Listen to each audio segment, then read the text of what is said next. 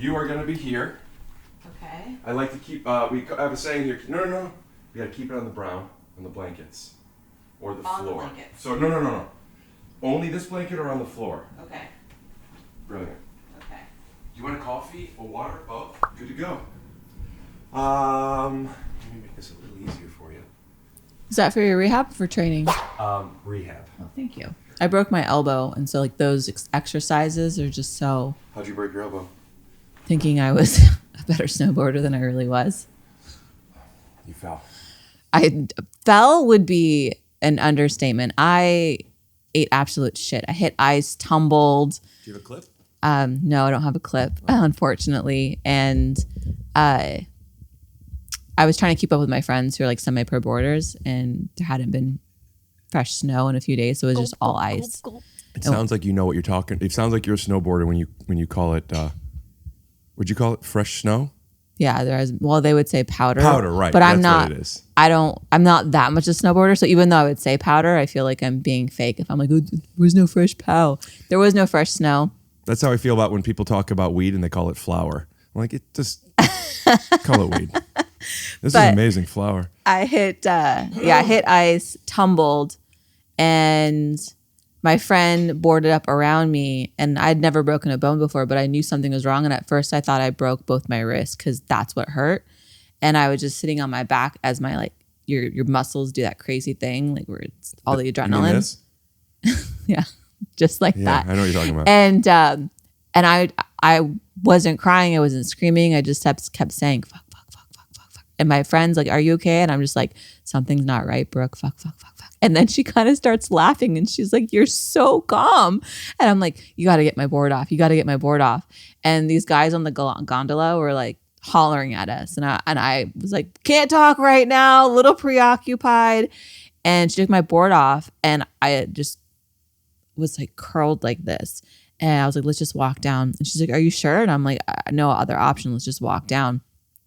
And the snow patrol comes up and they're like, oh, can you tell us what happened? And I'm like, I ate shit. What do you think happened?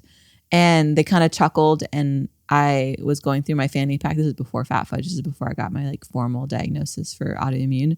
But I wanted. We got to let people know what any of that even means. People don't know what Fat Fudge. I mean, at least people that don't know. We're gonna get to it, right? You want me to like? Do you like to stop? Oh, you know and then what? Go like this or come back? Well, we like to tell it. We like to have this podcast dissimilar to how you like to snowboard, which is kind of going straight through without so many falls. But if you want to hear a little bit about autoimmune diseases and Fat Fudge, stick around. Theme music. Southern California, I'm going to be at the Brea Improv, January 24th at 8 p.m. Ticket link is in the description. If you want to come see me do a headlining set, I will be at the Brea Improv, January 24th. How do I turn this thing off? Remind me what I push. Blabbity blue. Scoop. So let's come back. Yeah. Come back. Okay. So snowboarding. Oh yeah. We're on the snow patrol thing going down, and at this point I still think it's my wrists that are broken, and I grab a goo packet because that's what I like lived on. What is a goo packet? Those little tiny like packets that runners use, goo and gel packets, again before Fat Fudge and all of that, but that's what I sustained on. We'll find out about Fat Fudge soon. And so I'm taking one down. I still haven't shown much emotion. I'm just more trying to figure out what's going on. And I get Are the guys from the gondola still being like, what up, sweet tits? And stuff like that? No idea where they went. They long forgotten. They probably are hollering at some new girls now. I have a surprise for you. Gentlemen, oh, shit! They're wearing Fat Fudge Meant merch. to be. But I remember the guy next to me was screaming his head off, like bloody murder. I'm like, man, he must be like really hurt. And the nurse is like, oh, he sprained his thumb. And so I'm just sitting there next to a guy that's screaming. I still know what's going on with me. And then we go in to get x-rays, and they're like trying to turn my hands like this, and so slowly, and it's just hurting more, and I'm like shaking more. And I was like, here's what we're going to do. Still haven't cried, in a lot of pain. I go, you're going to go back there. You're going to tell me when, like a 3-second count. And I almost want to slam my hands down in the direction you want it. She's like, are you sure? And I'm like, you are making my life miserable right now. Please just do it my way. And so she goes, she's like, ready. I slam it down. We get the x-ray. It was so painful, but the slow way was not going to work. Mm-hmm. And then they came back and they said, oh, you sprained your wrist, but you actually broke your radial head, which is what controls this. And the doctor was like, if you just broke your wrist, we could just splint you up and you can go back out. And then I was confused by that, by like not understanding what the radial head controls. And I go, well, how long? One of my favorite bands, but go on. How long and until like I could play tennis again? And he's like, oh, no tennis for like 8 months. I go, so the Tough Mudder I've been training for? And he's like, starts laughing. And then I look at Brooke and then I start crying. I'm like, call my trainer right now. That's what hurt me more than the pain itself. And then it was the first day of snowboarding and I didn't want to ruin everyone's trip. So I told them just leave me back at the cabin and for them to get at least a day of snowboarding in. And when you sat there, that's where she came up with the idea of fat fudge. That'd be a dope story, but no. Introduce me to what you have there and our audience, how cool this is. I want to see it. Okay, well, so So let's tell me. I want you to write the description of this episode of your intro in 3 sentences. Because why are you putting me to work? That's how that's sustainable. I mean, you have a podcast now, right? I just started. Eat, Pray, Love. Oh my God. Is that what it's called? Oh my God, that hurts. And you, we're not going to get into some of the logistics of the obstacles that have come up for many people, including you. Right. But sometimes you need to get some help. Yeah. And sometimes the help you get isn't what you want. Right. But it's a give and take. So you want help with this, with the I want writing help of this? because I don't know. I just know that like I found you online Yeah. and I wanted to do the stuff that you were posting. Right. And I want to say I really wanted to, but I haven't. So how much did I? But like I'm inspired. I'm watching. I'm like I like look for. It's not just when it comes up in the feed. I sometimes look like, all right, what are some things? Yeah. And like I look, What I'm are like, some yeah, things? that's something one day I'll do. And you said, I think of you as a chef, nutritionist, wellness person. I don't think a strong enough description. Sure. So like, what would your version of it be? I watched I watched a few of your interviews in preparation for this, and I'm frankly a little bit nervous because this is different, cool.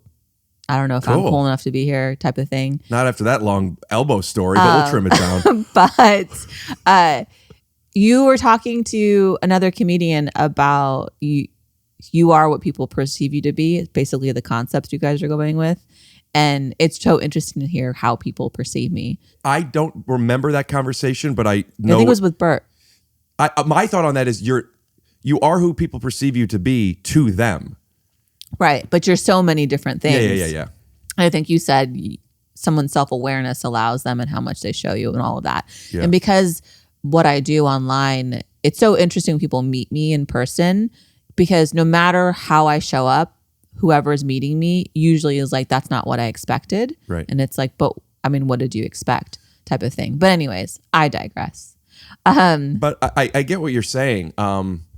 There's something, there's lots of layers to that, but the one that if you remove all of them and just focus on social media, you are, whether you're but I'm speaking about like whether you're selling a product, which by the way, Fat Fudge, go to fatfudge.com/TYSO for 10% great. off. Or your brand or what you're doing. But like to me, you're selling a lot of things that I didn't consciously or subconsciously buy into. Sure. So like what got me interested in what your account was, and that's how I see you. But being I'm a also, wellness person. But I'm also But why aware am that I I don't know different you. than another wellness person? I follow a fair amount of them, and I've unfollowed some, and I see stuff. You just sometimes you connect with one. I don't know, like this. I don't know. I think actually I have a hypothesis. First was, I don't remember what it was. I think maybe I even messaged you. I'll have to go back. There was something that I thought was so interesting, and now I have subscribed to whatever it is, and I might not remember where I found it. I don't even know what it was. There was something like, and so it made me look at other things. And then I liked them, like, I could learn from this, so I followed. And then when you go through stuff and you see some stuff, you're like, okay. But like when at least, 1 in 3 is interesting of someone's stuff, you kind of stop, you give it 3 seconds.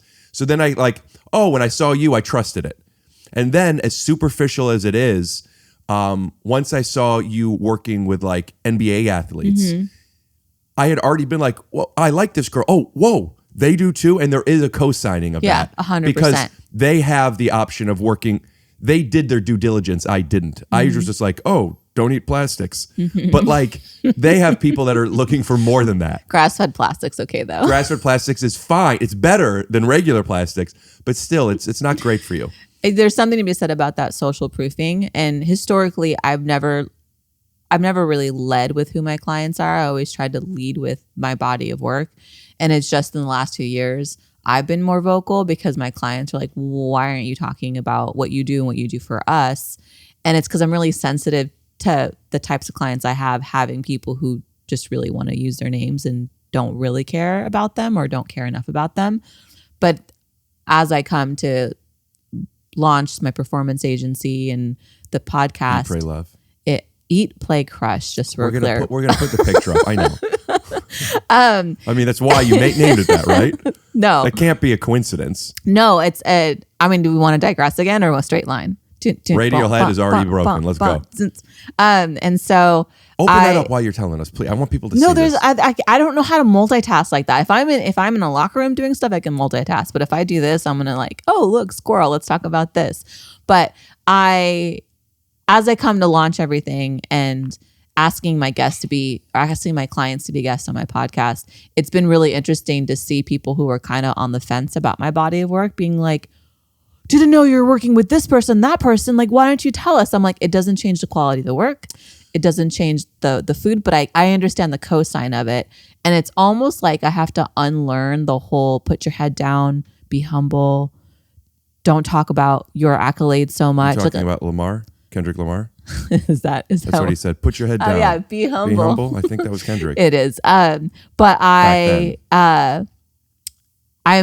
unlearning that as I talk more about what I do, because there is the cosign.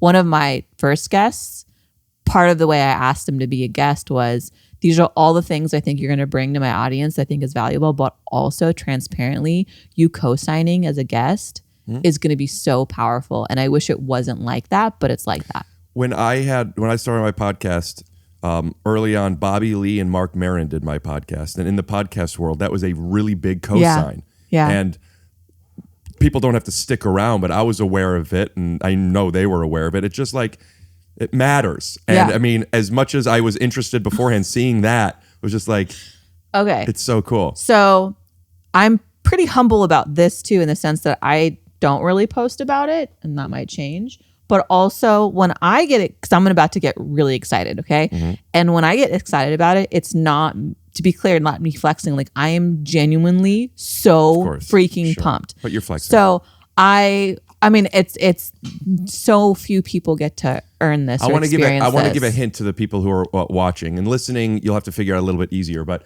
I had the option to win what she has right there. And there was a moment in my life where I decided if I wanted to go into the arts or into the athletics, and I am phenomenal, but I decided to go for these types of awards. But I could have had this. Let's see. Okay, so who am I? What do I do? My name is Mary, and I'm a performance chef and specialist. And I work with a lot of professional athletes and a lot of entertainers. And it's all about gut health first and performance, and doing really individualized testing, gut, hair, sweat, stool, spit analysis. And I've been able to work with so many athletes across so many sports. But the fact that I had the opportunity to work with a home team, and be there for the run. You're from the Bay Area? I am from the Bay Area. What up? Hi. And I don't know if you believe in like the universe or whatever, for my first championship to be with a home team and with players that I mirrored. Like, I went to Steph's not a client, but I went to Steph's first game for Oakland. Like, I'm going to be rude, but I want to tell you something, and I might be wrong. From a storytelling point of view, the reveal, people might have an idea. You have to show and then talk. Okay. I think so, because... Okay, hold on. Let me turn it on. I'm also Let me turn it on then. Yeah. So I brought this to show you because you're actually truly one of the very few people that I know that can appreciate this. Yeah, it's Okay? amazing. What does the inscription say here? Mary Shenouda. It says, hold it up for says 2022 NBA World Champions, Golden State Warriors, Mary Shenouda. Yeah. And that's not just a ring that somebody gave you. That's your ring. with my name on it. Yeah. That I got sized What's your size? to my ring finger. 5.5? I actually didn't know my size until this ring. It was 6.5. And because you can't take this ring away. Gotcha. Look at this. May I see it? Oh, 100%. Yeah, that's awesome. It's really special. But to be able to do that with a home team is... So you helped them so much that you are part of the team. And that is a huge cosign. So I actually don't work for the organization. I work adjacent to it. So I didn't mean legally part of the team. I just meant like contributed Yes, to like, yes. But I understand. the politics of it all. But so athletes hire me individually. And then I get to work adjacent to the team. Like tonight they're playing. Oh, multiple players hired you separately. Correct. And that's why you would go. Correct. Well, then explain how that happens. How you get that ring. Well, so I get locker room privileges because I'm there doing all the meals, breakfast, lunch, and dinner, and all of that. For how many players? For this particular run, I was supporting 2 players, 2.5. Like Will you there was tell one me I who? pop in there. Is that I a can- private thing? It's not private. It's just so weird to talk about. Like, to Do they post about it? Is anything Yeah. posted? Oh, then who is Yeah, it? yeah.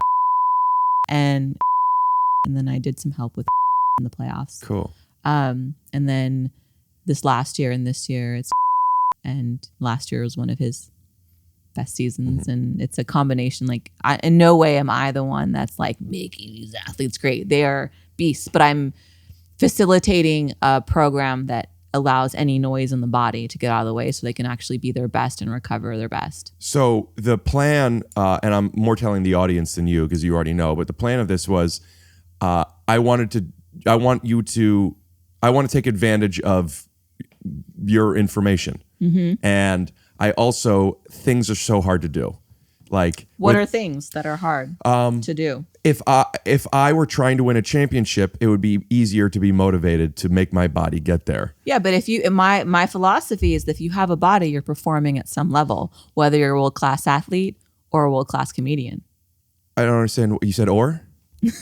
I really don't know if you're making a joke. I said I apologize. Oh, And, gotcha. And So yes, and routine is a very, very powerful thing. And the psychology of it is, and what I've learned to understand about me is if I'm in it, I'm in it completely. And if I'm not in it completely, I'm not in it at all. And I've had some body issues, shoulder in particular, in and out of different rehabs and surgeries and procedures and blah, blah, blah, blah, blah. When I get out to start working out again and to relearn new things, I've just gotten myself, I've become pessimistic and a bit depressed with it. And I have made myself believe that maybe I need to learn new stuff that excites me to help motivate me to start again.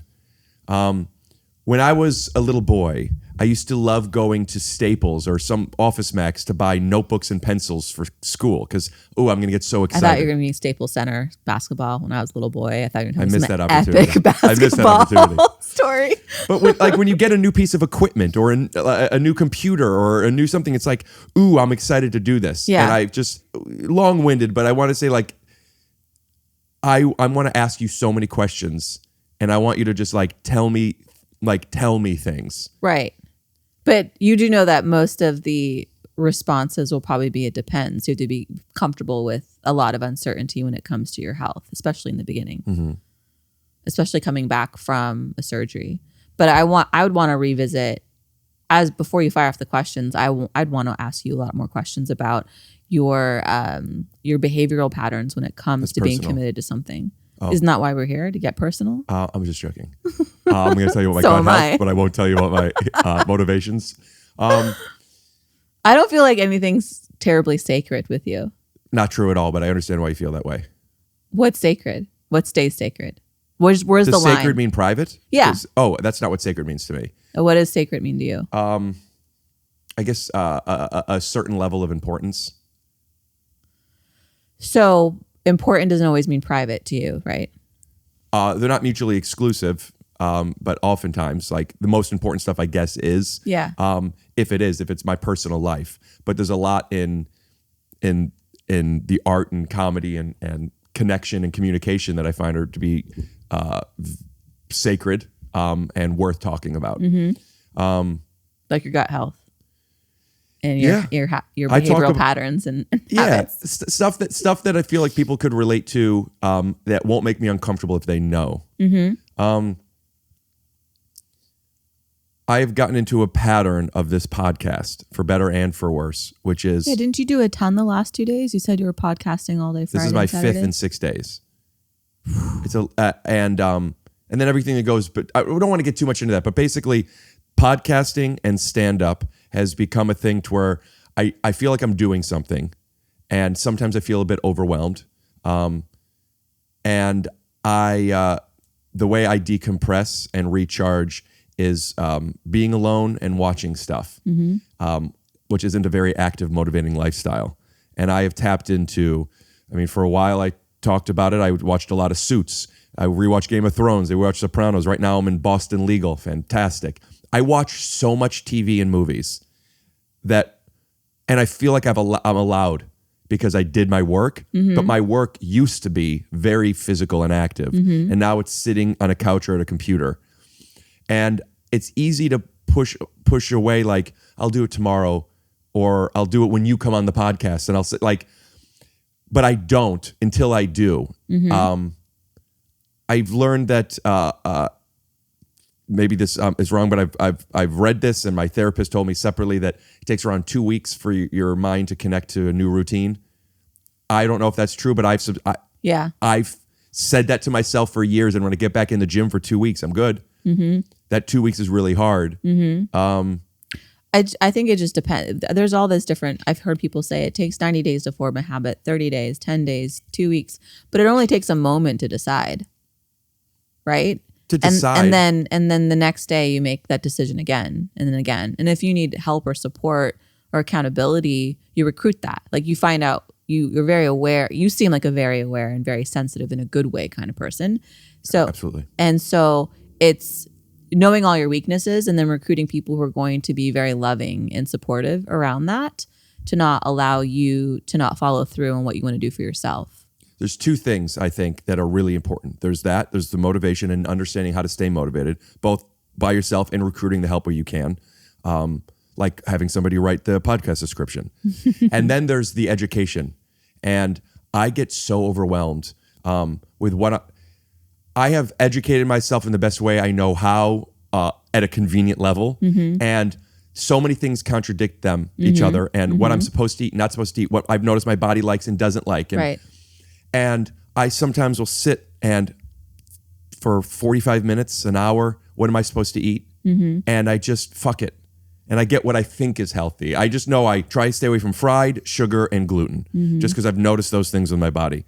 I don't always do it, but that's it. But then what am I eating? And now I'm eating chicken, but that's not great. But is it? If it's organic and if it's free range, maybe. I know with beef, I'm trying to just do grass fed.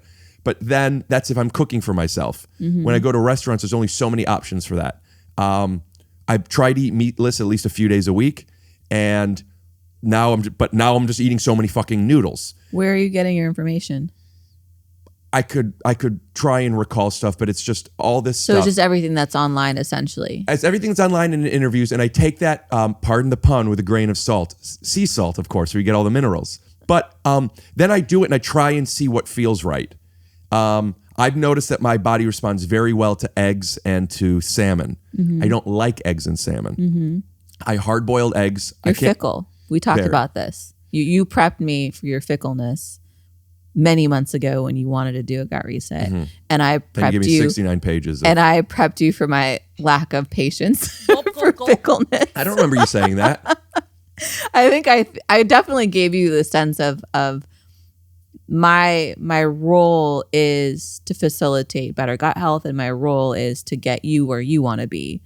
And sometimes there are just some foods, especially during the reset phase, that they're not there because they're things you like. They're there because they have a nutrient density. And that works to for a them. reset phase. But if this is a lifestyle change, Totally, but you haven't even done the reset phase yet.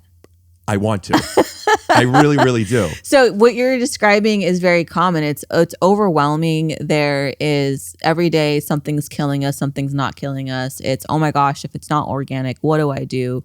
And I get really frustrated with, I guess, my peers in this space, because a lot of the things are, it depends. And then a Like lot a of strawberry needs to be organic, but a mango doesn't. Is that a fair thing I subscribe to? So nobody died from eating non-organic mangoes, especially mangoes once in a while, right? It's like it's I did a organic talk. mangoes aren't necessary. I did a talk and at an agency, and somebody asked me in the Q&A, what are my thoughts on seed oils? And I started laughing and I was like, did you see Andrew Huberman and Lane's post this morning? Is that why you're asking me? They're like, yeah.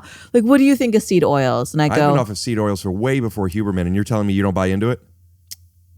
Well. Sorry. and so I go, did you go out this weekend? And he goes, yeah. I go, did you drink? And he's like, yeah. And I'm like, then what are you worried about seed oils for? Now, I understand the argument the two of them are having, but I don't really care about what the papers say. I care about how my clients feel. Me personally, during the season, clients don't use anything but olive oil, full stop. And you want to know why? Because Higher they burn don't temperature. feel good. Oh. Because they don't feel good when they have seed oils. I avoid seed oils because when I have them, I don't feel good. Right. And that trumps any sort of testing or arguing online. But if you are arguing It about seed trumps oils, it or just backs it up? meaning like if you're going to go out to eat with your friends and you do that every once in a while and you can't be certain something is seed oil free. Yeah, but you're talking about not everybody is trying to be Tom Brady. Like, Right. But But that's what I mean by go out and live your But life. to still have the education to know. Let me give you, for example, I go home and I know a lot of people in this generation. I guess parents are boomers. There's only so much you could tell your parents. Wait, how old are you? Almost 25. Oh, cool. There's only so Only a much. few months older than me. There's only so much you could tell your parents that they're going to listen, because either they don't care or they don't believe it, and Sure. it's not my business to tell them. But my mom has been eating better and stuff. I've been trying to implement. My dad too. I believe she thinks she's eating better, and also she is. But what she thinks, oh, this is healthy. I got lo mein without blah blah blah blah blah, or this is healthy because I got the salad but not the dressing. Like, she doesn't know this stuff is unhealthy. Now, that's okay if you're going to choose to do that. But if you know, also, it's really tough to be in touch with what you eat, how it affects you, because there's so many variables. And it might Right, affect which you is days why I later. do the reset, because it's that baseline for people to start from. But if somebody is arguing seed oils, but they haven't addressed the other parts of their diet and their lifestyle, they're not even going to notice the difference of seed oils. And I can go all the way to just gut health in general and supplements. I think supplements, a lot of them can be a waste of money, because if you don't have your gut in check, you're not even going to be utilizing the supplements in the most proper way. So it's a lot of information that's out there. I've been in many Ubers where the conversation naturally goes to nutrition, and I really love that, because then I can have a chat with someone I otherwise wouldn't be able to have a chat with. And I usually hear it's really confusing. I don't know how to grocery shop. I get paralyzed when I'm in Costco, and that breaks my heart, because they don't need to be so concerned about it being 100% organic and no seed oils. And what about gluten? It's like, just make the best choice that's in front of you and start with little habits. Like I call it habit stacking. Start with removing gluten if you think that's a culprit. Start with removing or limiting. If you want to find out if you have an issue, remove it. That's how I found out gluten affected me. yeah, by removing it. But I still do it sometimes. And how do you feel afterwards? It doesn't. I don't know how much it affects my stomach. I noticed I had pain on my I think it was levator scapula or whatever this is up here, all the time. I would get massages all the time and doing this, and then I got off gluten for a month, and it went away. And then I would eat it. Then I'm like, I'm okay. I noticed that when I eat it a couple days later, if I have it every now and then, it's okay. And I take digestive enzymes when I do. But if I have like gluten, like 3 days in a row, inevitably a few days later, I'm going to be hurting here. So something that I do with the work that I facilitate for clients is my lane, and it's an open lane, but my lane is performance nutrition, really specialized nutrition. But I then form a relationship with all the other practitioners around my clients, or find those practitioners for them. Marvel fan. I like to have create performance Avengers around my clients, because I want to be able to have conversations. So I'll talk to the acupuncturist or the physical therapist and ask them about how does their muscle tissue feel. We should have you put up the cards. I turn a lot of my guests into superheroes, and they're trading cards right there. And while you can look at them, they're amazing. While I'm putting you to work of writing stuff, maybe I might do a reprint of them, and on the back have you write information about their performance. Aren't those cool? Oh my goodness! Shout out to Scott Hepburn, the artist. He's a Marvel illustrator. Are these only for your cool guests? I would love to get to a point where every guest gets a card, but they're mostly for when people. do I get one? Who would you be? The Hulk. Hulk is the first card taken. The Hulk S. She-Hulk? Yeah. The Hulk S. Yeah. Okay. Noted. I mean, I don't know who else I would be. I've always identified with the Hulk because I'm always angry. Yeah. And you have the glasses and you could take them off and then you're like, whoa, it's a different person. And my hair can be curly. It can be straight. These are so freaking cool. Aren't they cool? Yeah. This is really, really fun. And Ian, the colors, who I'm forgetting his name, but I'll put it up here. They're amazing. And shout out TJ Sloop for helping too. Do you have these in a certain order? Should I go back to the first being the first? They were in that order and it doesn't matter. Okay. Anyways, I digress. So muscle tissue. So some people think, is it just a stomach ache that needs to be addressed with nutrition? It could be neuropathy. It could be headaches. It could be dry mouth. It could be a rash. A lot of those things can stem from the gut. So my story, we want to get into my story. Yeah. Okay. So I got into the field that I'm in because I was sick most of my life. So starting second grade, which if I look back, second grade is when I started to eat more school lunches, not so much my parents' food, Mediterranean. So I ate mostly healthy. Now, second grade, that was 2006, correct for you? Something like that. Okay. It's okay. I'm proud to be 38. Oh, thanks for coming over. And I was sent in and out of doctor's offices all the time. What was the sickness? Did I talk over it and I missed it? What were you not feeling well in second grade with? It's just when I started to get really sick. I would get migraines and rashes, and I would be vomiting, and I would get sent to the nurse's office, and I talk about this on my site. And because I didn't have a fever, they would say I'm making up that I'm not feeling well, which felt like this weird betrayal of the adults around you needing to protect you type of thing. And it got to the point where I had You're all in these therapy, I take it, about like negating your feelings. Is that why I'm in therapy for a lot of reasons. Lots of trauma. It's something people don't know about me, and maybe as they get to know me through my podcast, is everyone's like, oh my God, what you went through with your health was so hard. I'm like, that was a piece of cake in comparison to all the stuff that is happened in someone's life. But so in and out of the hospital, lots of doctor tests, being told I have cancer and lupus, and these are all incorrect diagnosis, being put on steroids and all these things that just made me feel sicker. I got to a point where I negotiated with God, like, if I'm going to be in this much pain all the time, please make somebody else not be in as much pain somewhere else. And just decided that was going to just be an acceptance of where I was, and didn't want to let it affect my livelihood. So I ended up landing and sticking with tennis. Before that, I played basketball, and my coach knew about my migraines, and my migraines affect my eyesight. But if I had pressure, like a head wrap, I know I would have few minutes to be able to like do a play. So she'd throw me in there, it was point guard. I do a few plays and I look at her, and then she'd sub me out. And I just was lucky to have a coach. It's like, I know you're in pain and I know you want to play, and we're in school. So this isn't serious. We can still get you to be able to do these things. But I would do that negotiation. And I just lived like that. I just knew I would get a headache almost every day, migraine at least once a week, ER once a month. I just knew that. And the ER would be me throwing up to the point where I would pass out. What are you going to the ER for then? If you know, is it hydration? I mean, what could they do for you? So I would pass out and somebody would find me and vomit. Oh, so you would just wake up in an ER? Yes.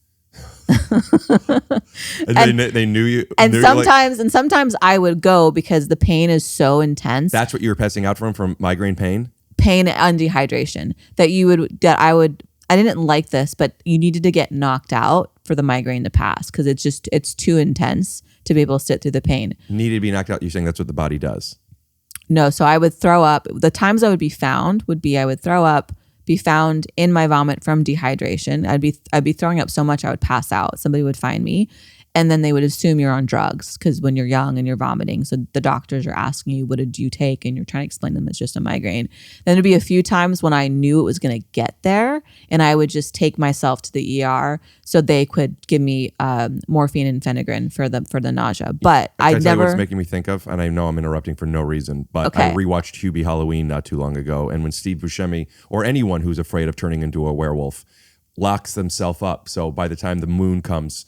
That's what it makes me feel like. You know, your werewolf is throwing up in your own vomit. So once you see the moon coming, your handcuffs are the hospital. I'm sorry, go on. But I also didn't like the hospital because the bounce back from morphine is terrible. I would get just as anxious around that. They would always give you morphine?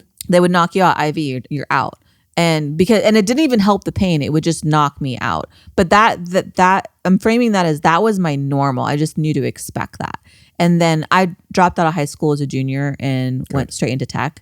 And Have you not graduated? Do you have your GED? I have something called a proficiency diploma that they stopped doing that shortly after my class, which is a whole other story. I mean, I dropped out of high school with good grades and a varsity tennis player. I just had no desire. You and a tennis player dropped out together? Me and a tennis player? Yeah. Yes. We actually... That's what it sounded like. You like, I got with good grades and I did it with a varsity tennis player. And I was a varsity tennis player. And so I went into tech. I mean, I did a few different odd jobs, but I moved out when I was 17 too. And I went into tech and I was 15 years younger than everybody. And so I had to not just be as good, but better than my peers. I was in tech sales. So those migraines would still persist and I would just be at my desk with sunglasses or go take naps in my car. In 2006, I asked for a stand-up desk and a kettlebell. And like, I've always been subscribing to like health and wellness. And it wasn't until I was 2010, 25-ish, that my last ER visit, I was so frustrated because I was getting migraines at a greater frequency. My body shape was changing. I was getting these awful hives where I could like write "Go Giants" into my arm and like, haha, make a joke out of it. But at my last ER visit, I asked the doctors, I'm like, can you explain to me the mechanism of a migraine? Just explain it to me. Because I no longer want to accept that this is just what it is. And they were dismissing my questions and just being like, let's treat you. And I'm like, no, I need to, this is not going to work for me anymore. What's going on? And male Western doctors to a female patient. Not my shining moment, but I had enough, ripped the IV out of my arm and stormed out of the hospital. And they didn't believe you? They didn't care to have the conversation? They didn't care to have the conversation. Did they have the answer? No. Right. And I mean, maybe they did. I don't know. But they didn't give it to me, essentially. And so I ripped the IV out of my arm. It was a little more dramatic. There was tossing of vomit and other things. It was a very like dramatic day. And I went home and was like, I'm determined to do my own research on this. And so I was like, I'm so assertive in every other part of my life. And mind you, I'm still in tech. But I'm not assertive with my health. I'm just trusting doctors and it's gotten me nowhere. Mm-hmm. So started to dive into what causes a migraine, what's going on. Okay, how does that relate to this? Okay, what mitochondrial function? And then just like lightning bolt. I was like, I wrote a technical paper in junior high about how I thought ADHD was actually an autoimmune disease and how it could relate to a nutrient deficiency in the brain. And I made a prototype candy bar that was like healthy for kids because I wanted to replace Ritalin. So I was already like exploring autoimmune without even realizing it. And then when I was in high school... Can't you take blood tests for that? Didn't you check autoimmune diseases? So they checked for gluten via blood tests, which is 60% inconclusive. And I didn't know that. So I'm learning this as I'm diving in. So there's autoimmune... There are autoimmune diseases that people right now might have and have been tested for. Correct. But don't know that they have it. Correct. There's something else which we can get into lightly. I'm going to have an expert on my podcast around H. pylori, a lot of false negatives, which can also end up mimicking autoimmune disease. And for the record, I'm not a doctor. I just know a lot and surround myself with doctors I consult with for my clients. Does this connect to rheumatoid arthritis with you? Those tests, because I know that those tests sometimes could be false. I had joint pain, negatives. but I was never actually tested for that. But my joint pain has gone away since. But so I have this moment where like, okay, I do understand autoimmune on some level because I was a nerd and researching in junior high. And then my lab partner and I in junior year in high school rewrote the words to a Beastie Boys song about the mitochondrial function. Got to fight for your right to ATP.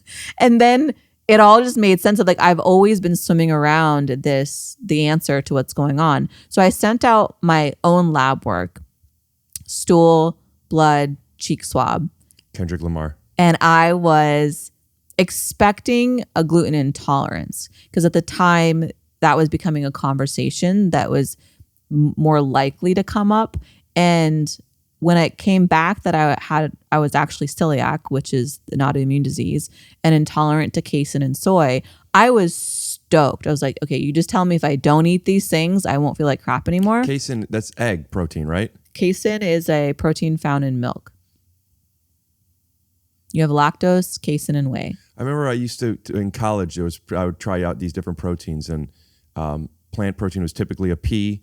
It was whey protein, which was from milk, and casein, which I thought was a slower release. That's the same as eggs. Casein. So when you curdle milk, you'll get lactose, casein, and whey. Copy. And which casein is something that people are most likely to have an inflammatory response to. But So you have celiac disease your whole life, and nobody was able to diagnose it. No, Right. no. So I get that discovery. I'm How do you stoked. find that out? I sent out my own lab work from the stool, the cheek, and the blood. So they'll check for antigens in your stool, but then I also had both carrier genes for celiac disease. And there's a case to be made. I do know someone that's doing some work with some sort of repopulation of gut flora to make those who are intolerant to gluten to be able to tolerate gluten. And what is that? Is that just pro and prebiotic stuff? No, it's like a 6-month protocol to like rewrite. And if you want, there's like fecal matter transplants and That's where they put poop up your butt, right? Yeah. And I would do that. Not my wheelhouse, but Could you help me get? don't touch that. No. Could you help me get Steph Curry's poop to put in my butt? Oh my God. Steph, if you're watching. I'm sorry.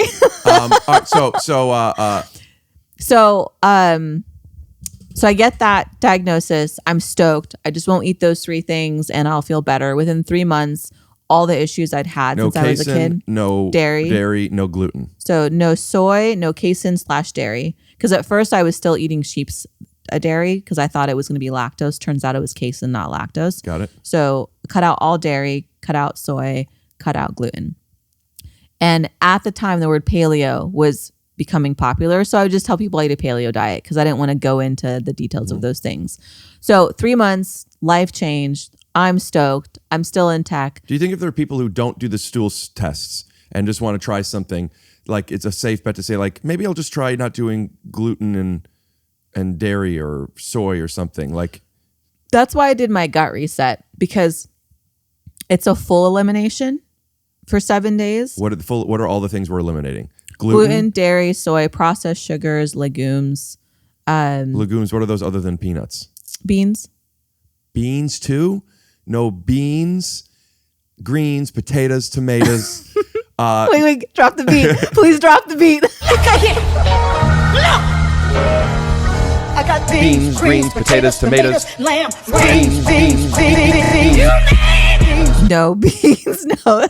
So No processed sugar. yes. No. So people who do this at home without the tests, nope. Stop for X days. 30, 10. No. So we're talking about the gut reset or a full elimination. So my purpose of my gut reset. Remind me the things one more time. I'm sorry. Beans. No legumes? grains. No grains. No dairy. How does grain differ from legume? Grain is like rice and wheat. Rice too. Isn't rice supposed to be the most hyperallergenic food on the planet?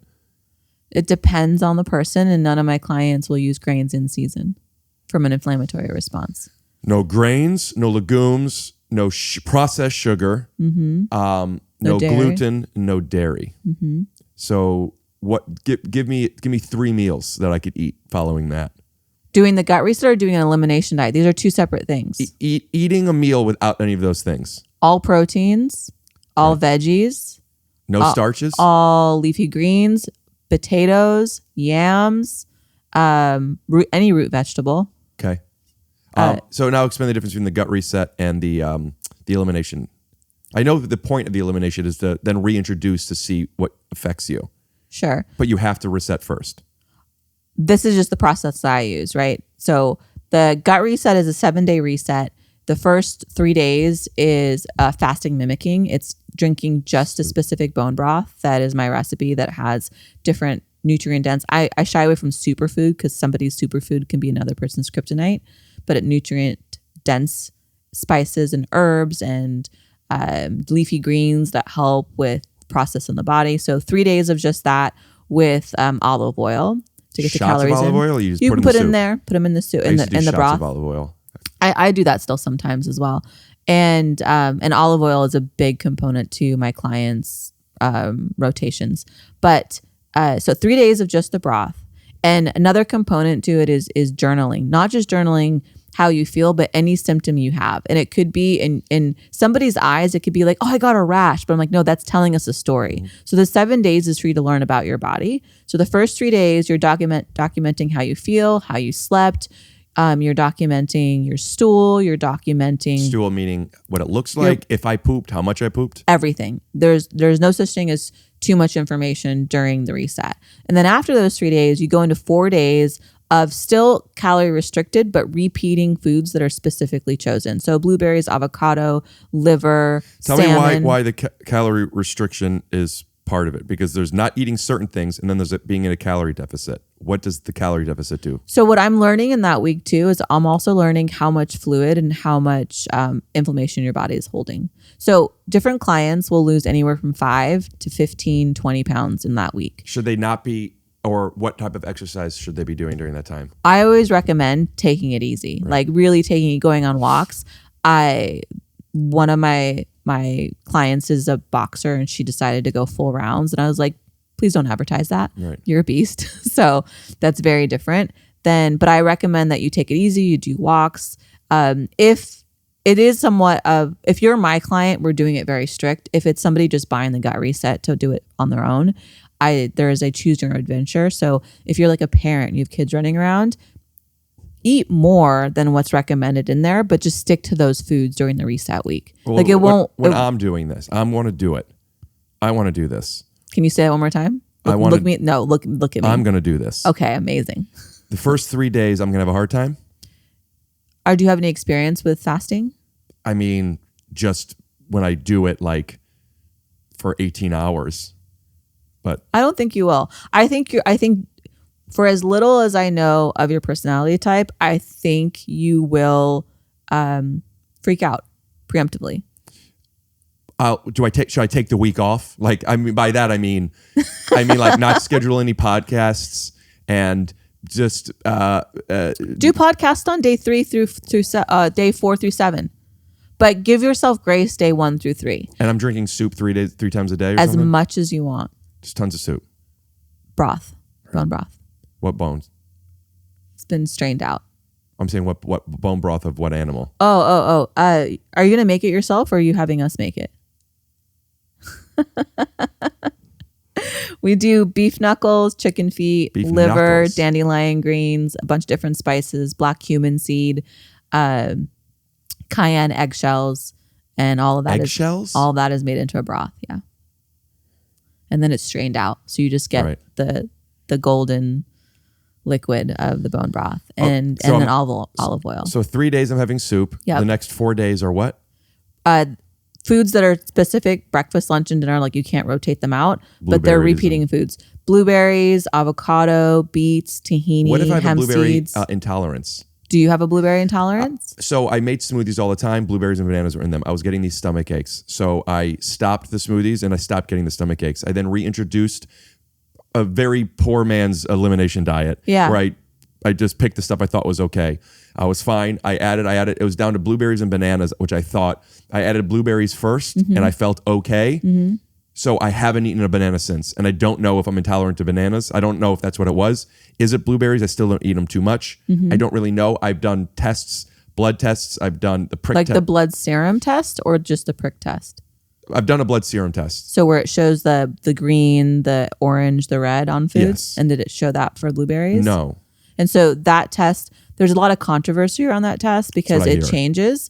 And my argument for it, and again, this is for athletes, is that test does change based on your environment, based on your stress level, based on what you've been eating. It does vary. And so I do like repeating that test with clients just to give them the best possible scenario and just following that. But to answer your question of what if you have an intolerance to blueberries or a sensitivity, and then the way you answered that question, that tells me we don't know definitively. So this reset is a great opportunity to figure that out. So I'll eat the blueberries, and if something hurts, we'll figure that out. And my first guess would be blueberries. Copy. And then that's for 4 days. Where did I don't We did the 4 days. liver? We did. Do I have to eat the liver? You do. Could I eat it in capsule form? You could, but I would like you to at least take a bite of the way that we prepare it first. I used to eat liver as a kid until I know. I found out it was liver. It's That's the just only reason? It's the most honest food. I didn't realize it. I didn't know I was eating a liver. Yeah, And you did, and I think you told me this. You felt really like jarred by the fact that you didn't know that. grossed out. I'm really, really fickle with foods. Oh, are you? So if it's 4 days of eating to have it, I'll have to put it in my mouth with water and go like this and then swallow it if it's just 4 days. But it's prepared in a really delightful way. I'm sure you're great at what you do. 10,000 people have had this liver recipe. I've only had one person not be able to get around it.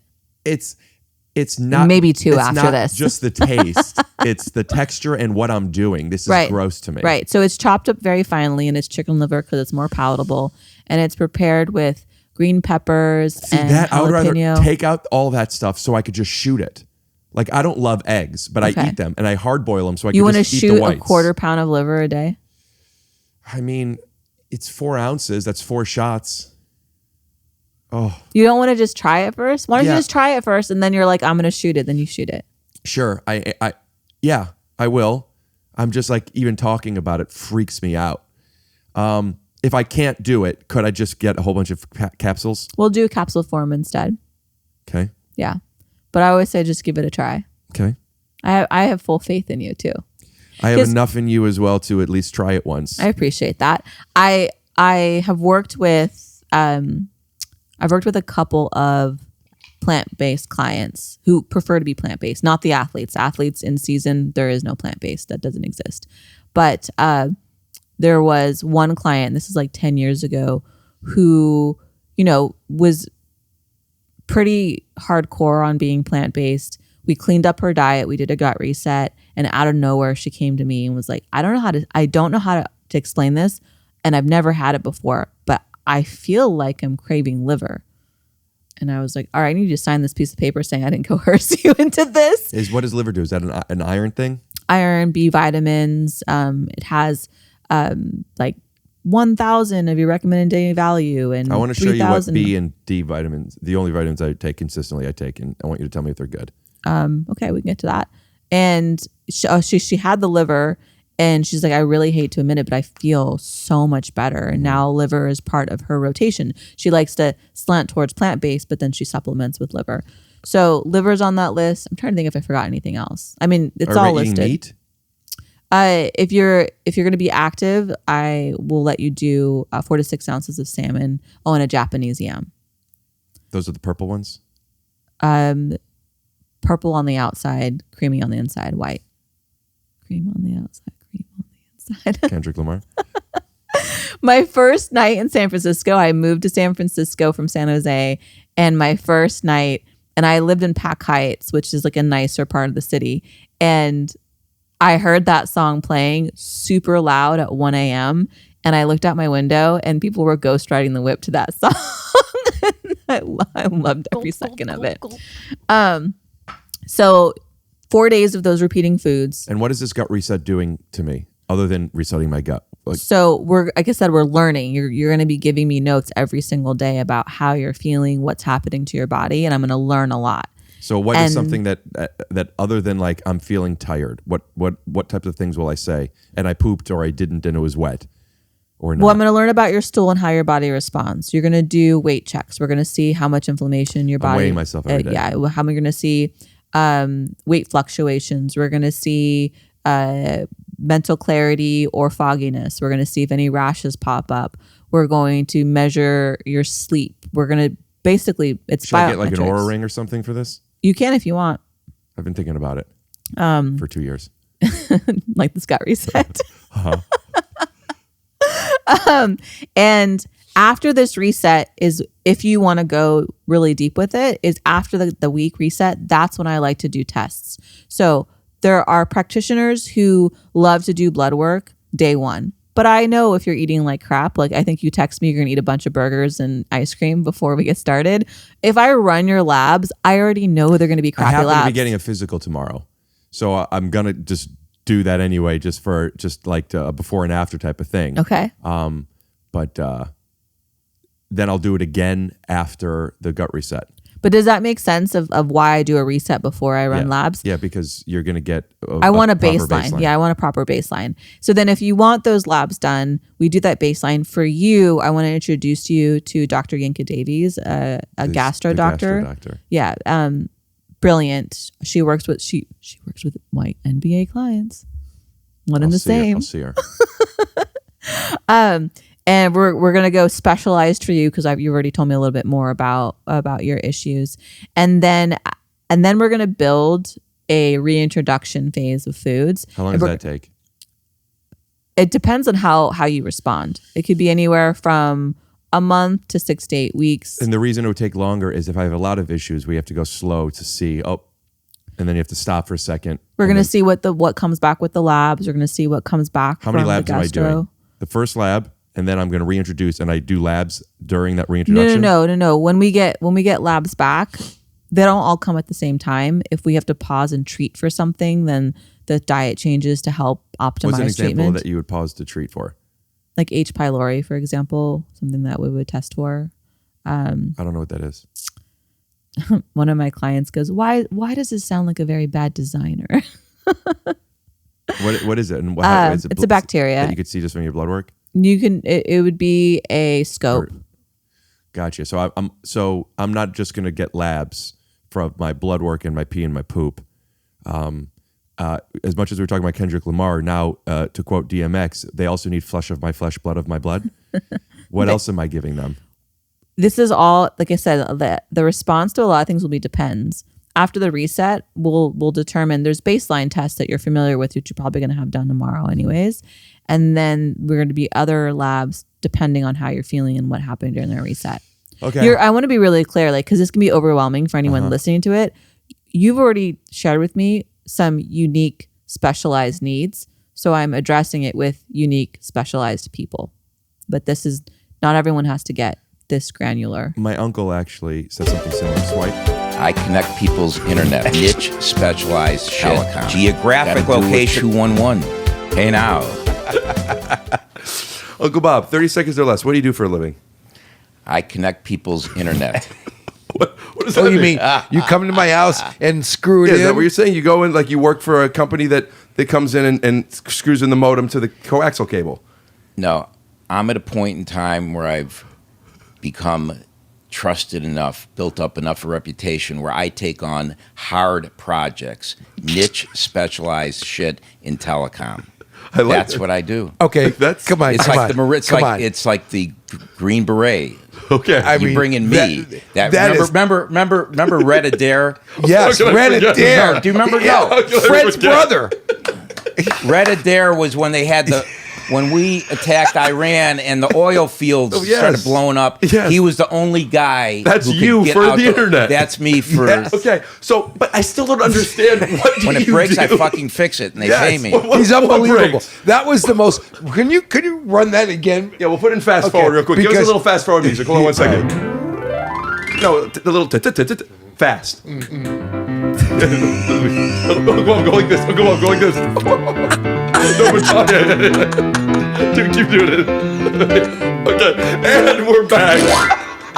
So we do the reintroduction and we start to design your own model of nutrition and wellness. And the goal of this is once we're done with like this thing with the all the labs and the gut reset and the reintroductions, I understand it's a fluid thing and you probably want to check in every here and there. But once like, let's make this number up. It seems like this might take anywhere between 5 weeks and 10 weeks, right? Then when I'm done with that, looking back, what did I get out of this?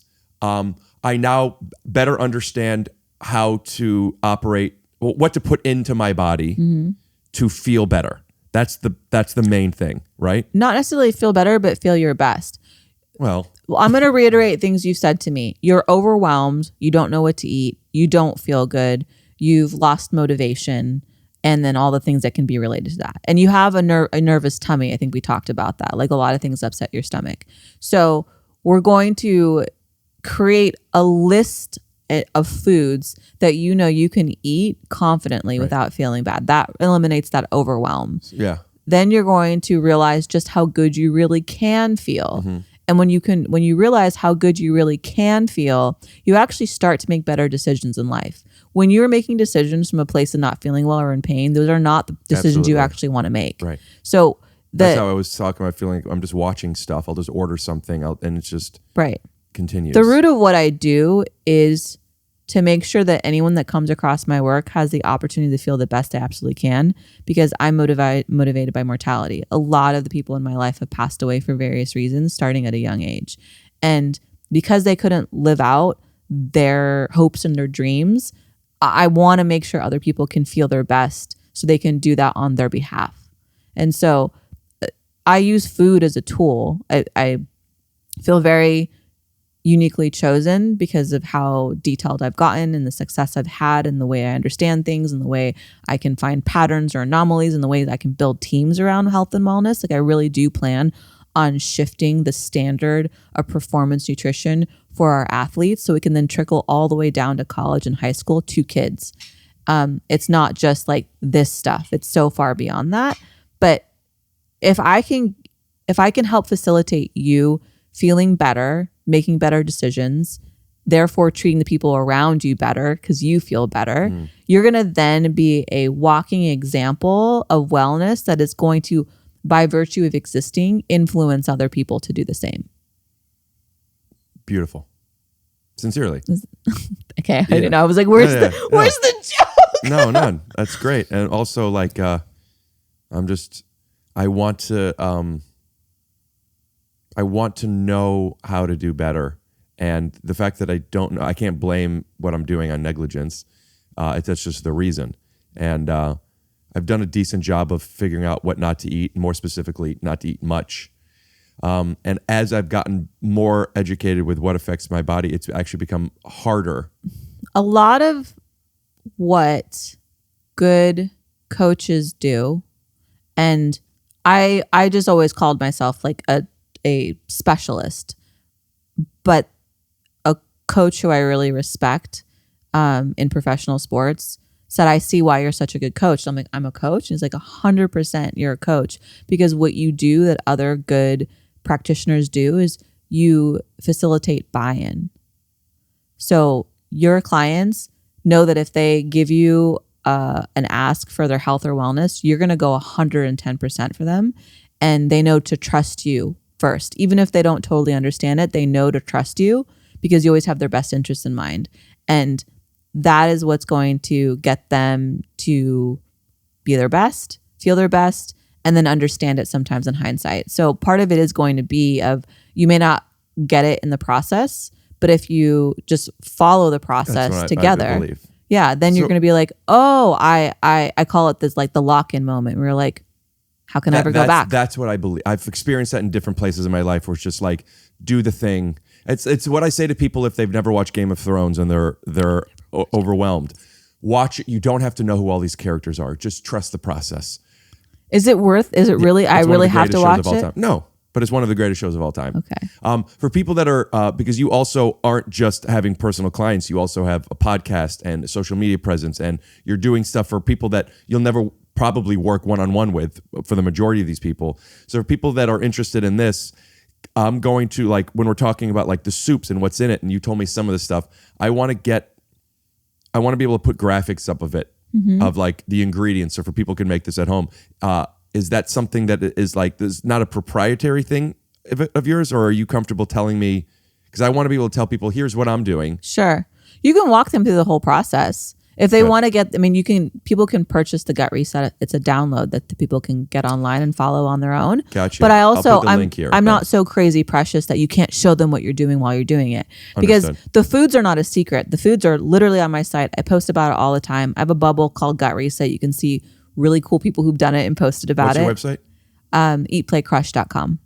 Eat, play, Yes. crush, eat well, play hard, crush life. Eatplaycrush.com. One more time. Eatplaycrush.com.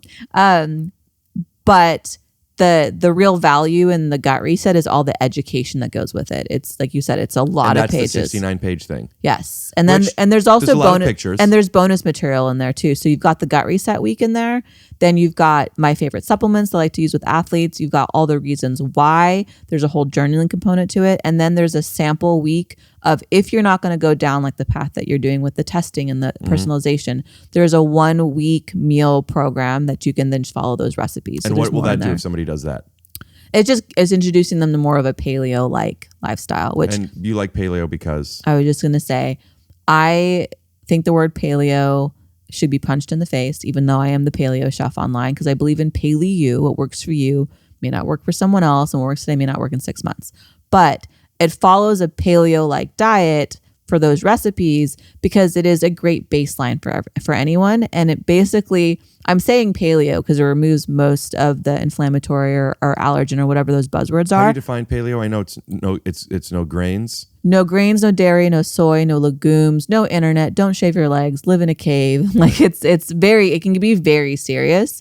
But the recipes that are in the back end of the reset is basically just whole foods.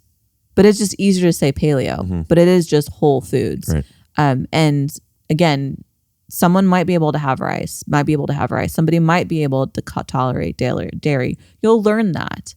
I only get, I really don't care what people eat. I care that they care what they eat. There's like a line there. Like when I go out, people are like, oh, you're going to judge what I eat. I go, I don't care. Do you care? If you care, then we can talk about it. But if you don't care and you're just saying that for show, I don't care. But if somebody knows something hurts them and they continue to eat it and then they think it's funny to complain about it, that I don't totally get. Yeah, it's not as simple as they know it bothers them and it's funny to complain. I mean, complaining is a part of dealing with the thing. And you could accept that this is an obstacle that you're not yet going to hurdle. I mean, I really try very hard to not eat fries often. I also think it's fine if people do eat fries every now and then. Totally. But I am trying so hard to only eat fries once or twice a week. And I'm able to do that because I'm putting everything into it. You know what I mean? So like when I eat them, and if I have them twice in a row, I'm going to have them the third day. And then I'm going to complain about it. And then I'm going to have them the fourth day. And then I'm going to have to try so hard to Who do you complain to about it? Well, if I'm alone, I'll just moan, or anyone I'm with. I haven't pooped. My stomach hurts. I want to get more fries. Yeah. And That's the solution. it's not, but I'm Clog saying it up some more. there really is like this dopamine rush that comes from certain foods. At least it feels like a very addictive. I mean, I feel like I am a food addict, despite that I'm not the biggest person in the world. It's the amounts I eat and the things that I eat and the times I eat where I'm not hungry, and I eat because like I sometimes have a stomach ache, so and I want to feel better. So eating feels so good, tasting food is so good. So I'll have weed just so it feels like I have more space, and then I'll deal with it later. And I know what I'm doing, and it's masochistic in a way. And the thing that has helped with the fries and other things in my life is trying to have a conversation with 5 minutes from now, Rick, or an hour from now, Rick. That's like the best tool I have. Am I going to be mad at myself in an hour or tomorrow? But it's not like you eat it and then complain and laugh. It's so hard. It's so hard to stop It's more when somebody will complain to me about it, and it's because like I'm like, well, would you want to do something about it? Yeah, Because it's the lane that they come to me. They're like complaining about it, and I'm like, but I've given you the tools and solution and my time, and you're still eating something that hurts you. Like you're telling me you don't feel good, and then you're laughing, and you're like kind of laughing in my face at my work. So it's like it may sound cold, but like go complain to somebody else. If somebody's trying to quit smoking and you're the therapist, and then they come in, they admit to you, I smoked again. And if they're laughing, it's probably like they're ashamed. But my clients don't do that. I'm talking about like I'm talking about some of my friends. Gotcha. Like my client. I'm really lucky. I get to choose my clients. I have a reputation where people will call me because I'm referral only, and at the end of the call say things like, I hope I've demonstrated that I'll be a good client. Like getting into a private school for your kids. Kind of for your guts. Yeah. But it's I collect scotch. Love scotch. Love mezcal. Enjoy drinking. I went through a stint of not drinking and didn't realize how much alcohol does affect me. And I'm talking about like I would drink once or twice a week. And now I can go out. I miss scotch. But I also, similar to you, like have a conversation with future me. I'm like, if I have a couple of scotches tonight, I'm not going to feel great tomorrow. And I really just want to feel great tomorrow. Mm-hmm. So I forego it. And so do you never have it, or do you have it, but? Very seldomly am I drinking now. And having it once, it bothers you? Yeah, I'll notice I'm not as clear-headed the next day. And I have to be on at all times. Like I'm not just NBA. I'm all sports, all seasons, all the time. And then I have my clients who are entertainers, and then I have the podcast, and then I have Fat Fudge. And like, I need to be operating my best. I got asked a question in another talk where someone was like, do you just feel really good all the time? And I remember I kneeled down. I was like, look, I'm in pain and I am exhausted because I'm going 100 miles a minute. It's not something I recommend for other people to do, but there is no way that I would be able to perform at the level I'm at if I wasn't eating the way that I was eating and I wasn't avoiding the foods that I'm avoiding.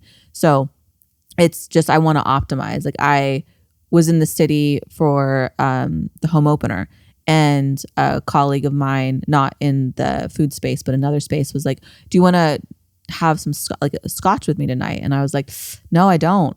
And he's like, what? I mean, I'll hang out, but I don't want to drink. And it's so interesting to tell someone you don't really want to drink. They're like, what's wrong? And I'm like, I just want to feel great tomorrow. Mm-hmm. Tomorrow's the home opener. I want to feel great tomorrow. And had I not gone through that long period of time to see how good I can feel, I probably wouldn't have made that choice. So I guess my hope for you would be you'd go through such a great period of time of feeling your best that you'll enjoy the fries. The fries are the thing, the fries every once in a while. But also, you live in Los Angeles. I can tell you 5 places where you can get fries that are not prepared in seed oils, so you can still enjoy them. Are they still fried? They're prepared in tallow. What's tallow? Beef Butter? fat. Beef fat. But are they like pan fried then? Yeah. Gotcha. Do you cook? I used to. And then when I started this podcast, and I'm not editing as much as I used to. Thank you so much, JonMichael. But I made a decision to start to I would just get delivery, and now I have more time. But it's the most convenient. It's also other than rent, probably my biggest expense. Probably, I mean, it's rent and food. Mm-hmm. And I try and order from places that are nice, but I'm ordering takeout. I'm ordering takeout at least once a day. Where do you get takeout from? I might bleep the places just because I don't love people knowing where I'm getting my stuff for whatever reasons. But like, I mean, I could look through the thing now. There's you made fun of me the other day when we were texting because I love hummus. And you said, no, I said, do you like tahini? And you're like, I don't really have it, but I love hummus. And I was like, okay. Well, I know what tahini's in hummus. Yes, it is one component of hummus. And I've had it before and I don't remember. It weirded me out because it was a new thing, but I'm sure I could. There's a burger place that I really like. It's grass fed, but it's also a burger, and their fries, peanut oil, but oil. I don't know that one. I get that place. No cheese though. I don't eat dairy. Have you heard of Augie's on Main? No. It's a burger spot on the west side, Josiah Citrine's restaurant. It's same chef as Charcoal, which I love. I think there's a Charcoal now.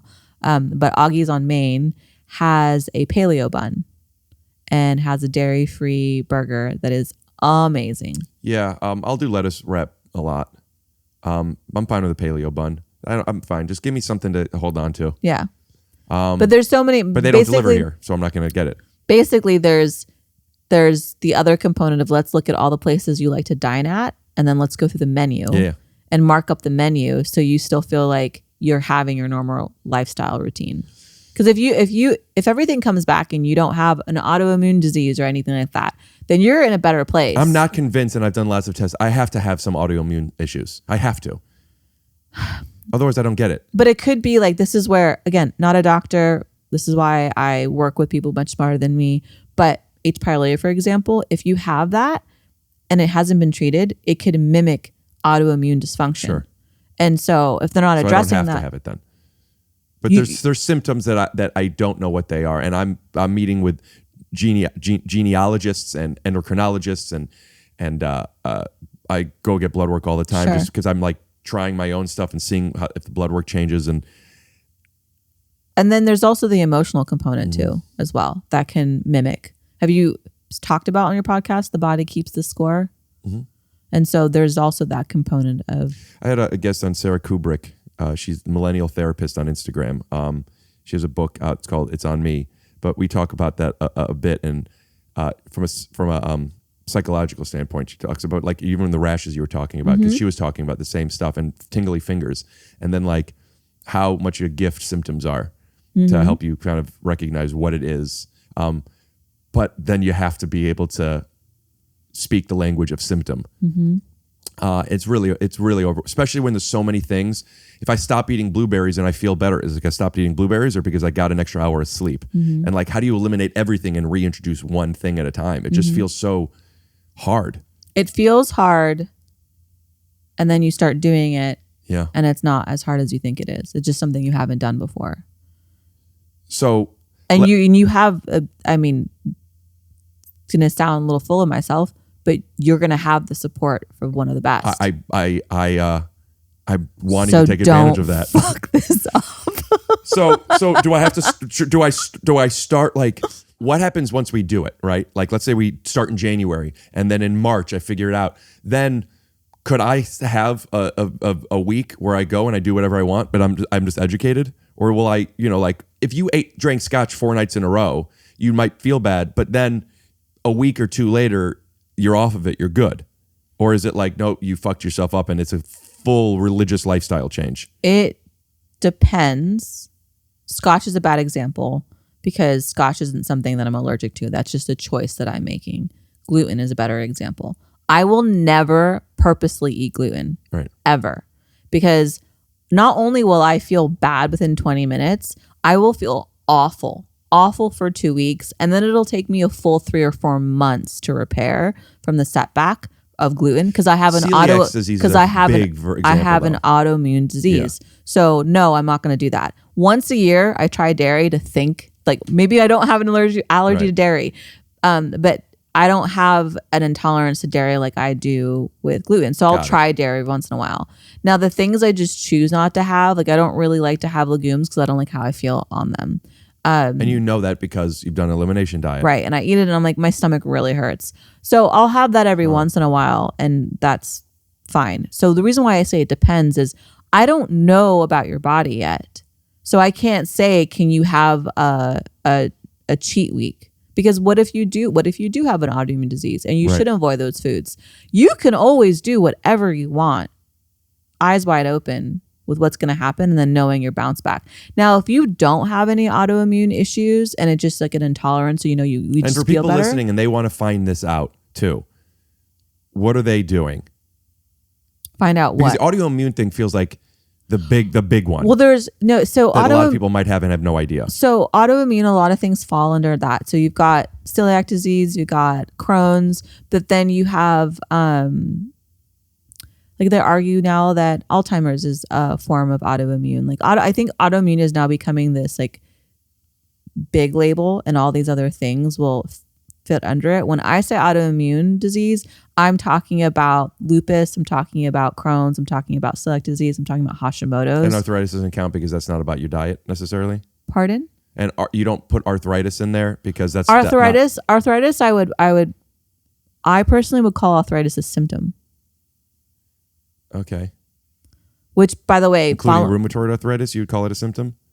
Rheumatoid arthritis, I think, is under the house of a autoimmune, but it still is the pain you feel. That's all a symptom. Getting off gluten is why my joint pain got so much better.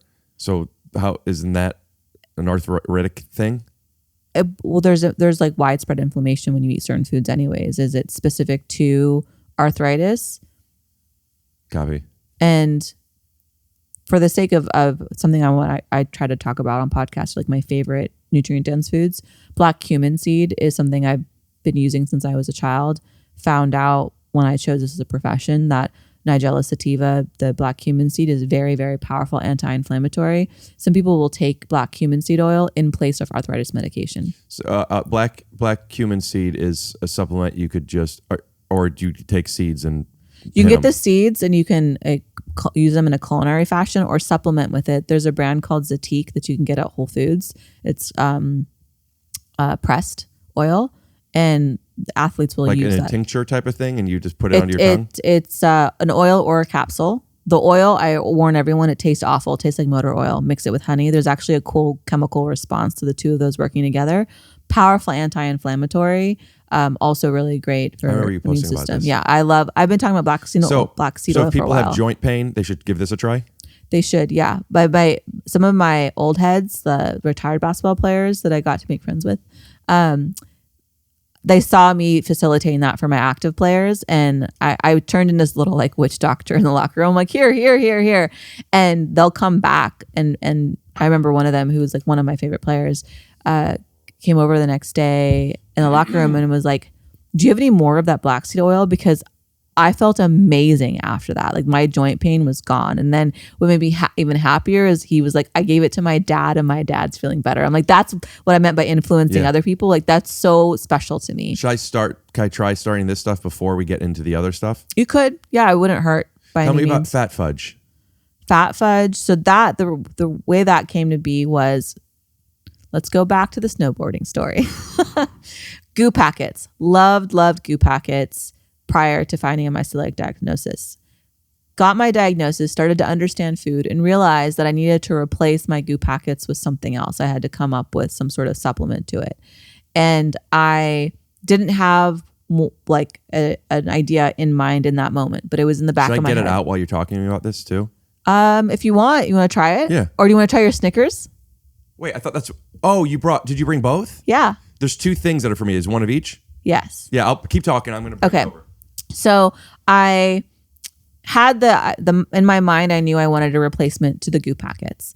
And then separate from that, the Oracle Sailing team had hired me to come and talk about nutrient replacements on the water. And same thing, like, man, I really wish I could figure out the good replacement to goo packets. And the best I could come up with was grinding down chia seeds into a powder and including nutrients in them. And then separate from that, I was making my clients... My headphones are off. What were you saying? The whole thing from the start? Damn it. No, did you grab the fat fudge too? Oh, I thought there were two. There was one that you need to take to go, and then there was this one that was mine, you said. No, there's actually packets of fat fudge on your counter. Oh, these are Snickers for us to try because I haven't tried my Snickers yet. And the Snickers, for anyone listening, is gluten, dairy, soy, and peanut free. I use Barucha nuts in place of peanuts. Barucha nuts are like almonds. Wait, no, they're in. It's this, right? The fat fudge? Let me inject you. You got it in like a real pro shit. Huh. It's like something. Are you in stores now with it?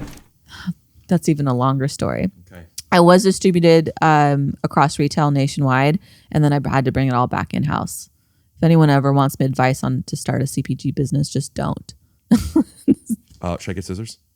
Unless you're not strong enough to open that. Probably not. We'll be chewing away from the microphone. I'm telling you as very, well. very polite. Is this how you open it, just like this? No, you need scissors. I was joking. You really aren't going to be. But did you see how I took it where like your judgment of my strength didn't change the acceptance I have of myself? I thought you were going to actually give it a go.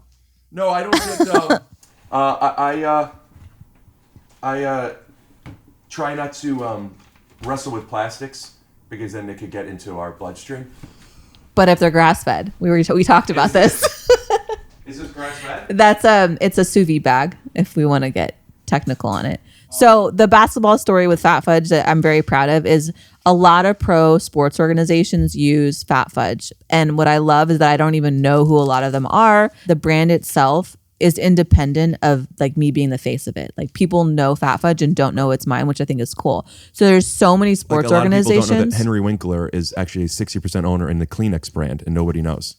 Is that fact? No, but doesn't sound like that's a thing? That would have been so cool. So and so random. It's because of all the hearts he broke. Get it? Good stuff. Now tell me what I'm eating. You're eating a riff on a Snickers bar. Right. And which is gluten-free. It's dairy-free. It's legume-free. And it has something But called what is it? Baruca. It's got dates, cashews, Tomatoes, potatoes. dark chocolate, coconut oil, and Baruca nuts. Are they supposed to be frozen or is this just for longevity? I like the texture of it when it's frozen.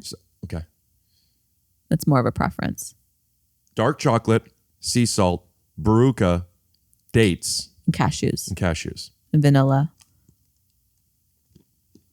So that's like a riff on a healthy Snickers. Delicious. Now, what am I doing? I'm eating this instead of desserts? Like this is my dessert? Yeah, like a little snack. This is what's good about this. This is life after the gut reset. Not too bad. But am I going to still be able to eat cake sometimes? Maybe? Yeah. Otherwise, I shouldn't even do this. What do you mean? I'm not giving up cakes. No, you're not giving up anything. You really aren't, I promise. You've seen the stuff I post. You're not giving up anything. Okay, basketball story. So really stoked. So many sports organizations use Fat Fudge. I'm not even aware of who a lot of them are. But we're in Memphis during the playoffs.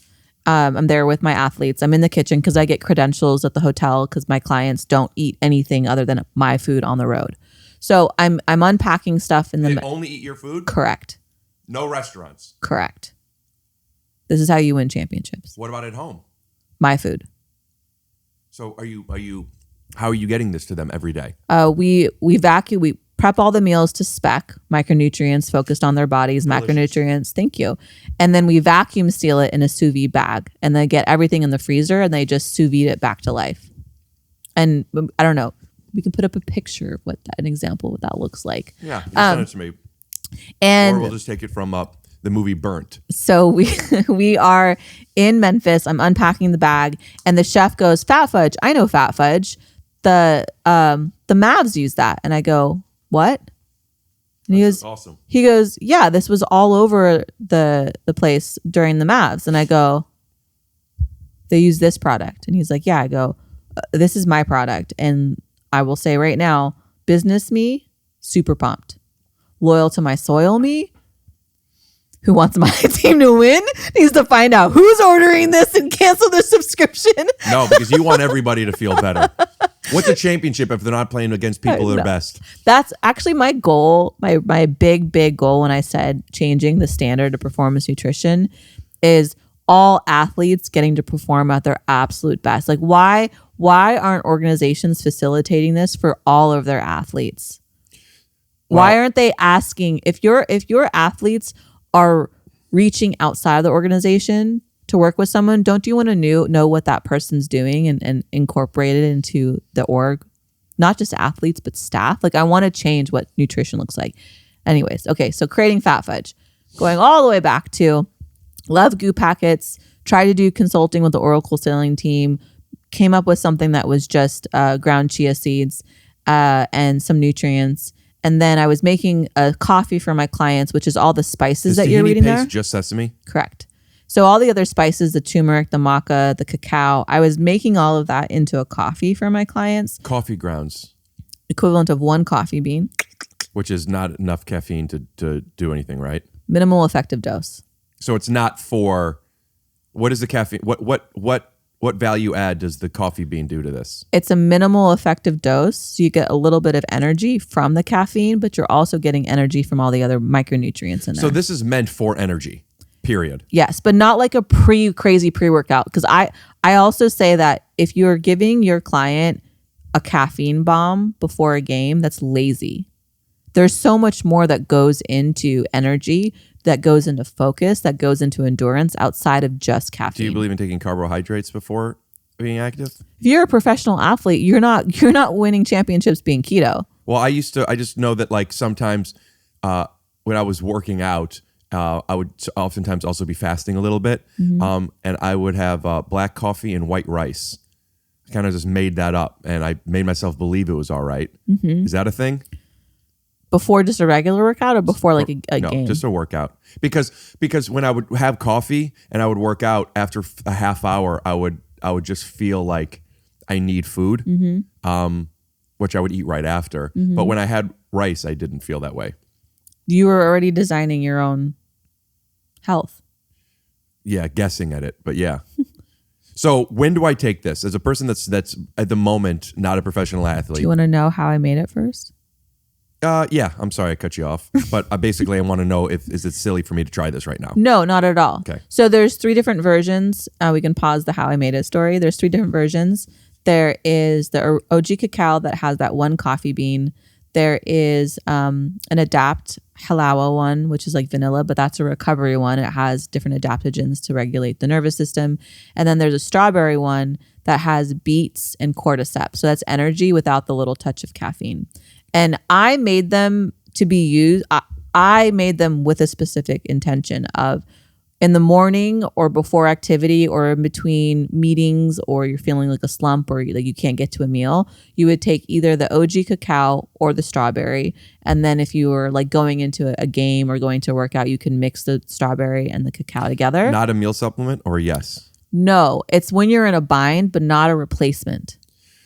Fuck, I forgot to eat. I don't have time to eat or whatever. Keep one of these in your car. Yep. I always I have them in my glove box. And you take it when you start to feel your blood sugar getting low, or you take it if preemptively if like, oh, I haven't eaten in X hours? Either. And then then after training, you would then have the Adapt Halva one. Like what I thought was so cool is when the Warriors won in Boston, my clients have them in that order. And one of the coaches sent me a really cool picture from the locker room that he saw. He's like, I had to send this to you. And it was open champagne bottle, champagne everywhere, next to a packet of opened Adapt Recovery Fat Fudge, which meant my athletes after winning a championship stuck to their protocol and still went and ate their recovery one, which like makes me so proud. Yeah, that's got to feel really cool. It does. It really does. Because again, that buy-in, like they understand, they get it, they feel the difference. Athletes are super aware of their bodies. They can give you incredible feedback. And so I made them for that intention, but once I put because the recipe, it started out with me putting the recipe out there and the recipe being public, but other people were taking pictures, like customers were taking pictures. At the time, it was people making the recipe for it before I made it into a product, taking pictures of it in sandwich bags, taking it on trail runs. Mothers were using it during labor, police officers, surgeons. Do you have any videos of them using it during labor? I don't. Okay. Where do people buy it? Did you want Yeah, that? that would be fun to put up. Okay. And Where do people get it? on the website, Just fatfudge.com. how many websites do you have? I have now 3 websites, but I have different URL, way more than that in URLs that point to that. PHATFUDGE GE. on Instagram too. Paleo Chef, that's you. That's me. That's funny. I saw Paleo Chef and I just said that's you, and then on the back it says that's me! Exclamation point. Okay, so how I made it. So I had in my mind that I needed to make a replacement to Goop Packets. I made a good enough replacement to On Water Food for the sailing team. I was making a coffee that had all those spices for my clients, and I jokingly called it unicorn fuel. And I would make canisters of that powder and called it unicorn dust, again, as a joke. I say that because be careful what you say on the internet, because they voted it as number 2 coffee hack of 2016 or 18. Who's I they? can't remember. The powers that be on the internet. Some magazine. Got it. And then I was making halawa or halva. It's a dessert in the Middle East, the Mediterranean. And it's very fickle. It's just honey and tahini.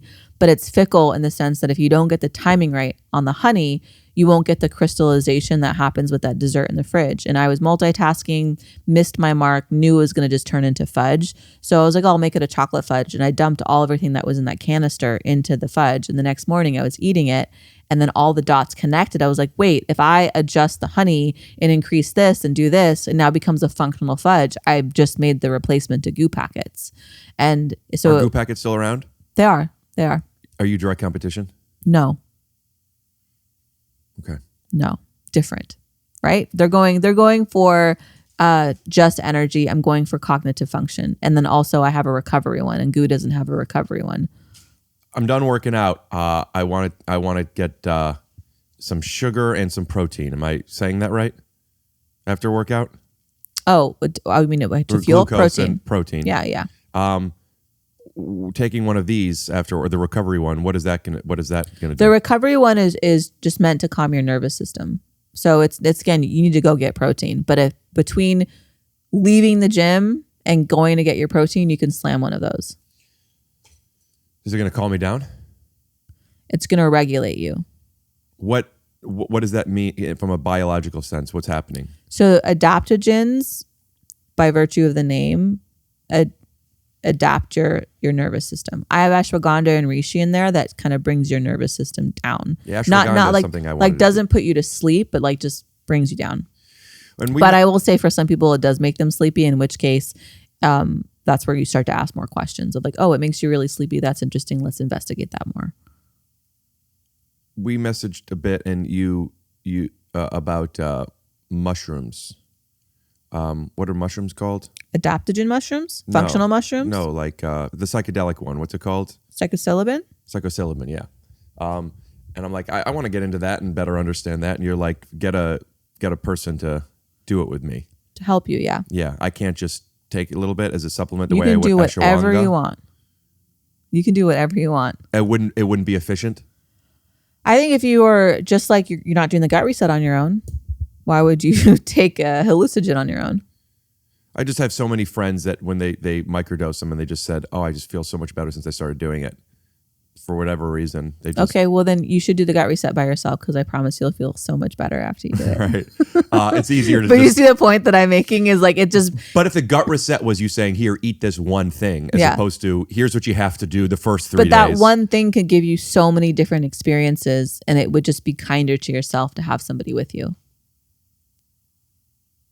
If you're somebody that takes mushrooms and you've had people with you or not with you, whatever your experience is, comment that you did it alone or who you did it with and what their benefit to you was. I'd like to hear what people have And to the say about dose too, like because there's a difference Yeah. between microdosing and macrodosing. it. Yeah. I've been real interested in that. Should I try this now? Not my wheelhouse. Not your wheelhouse. Okay. Because when you were posting about it though.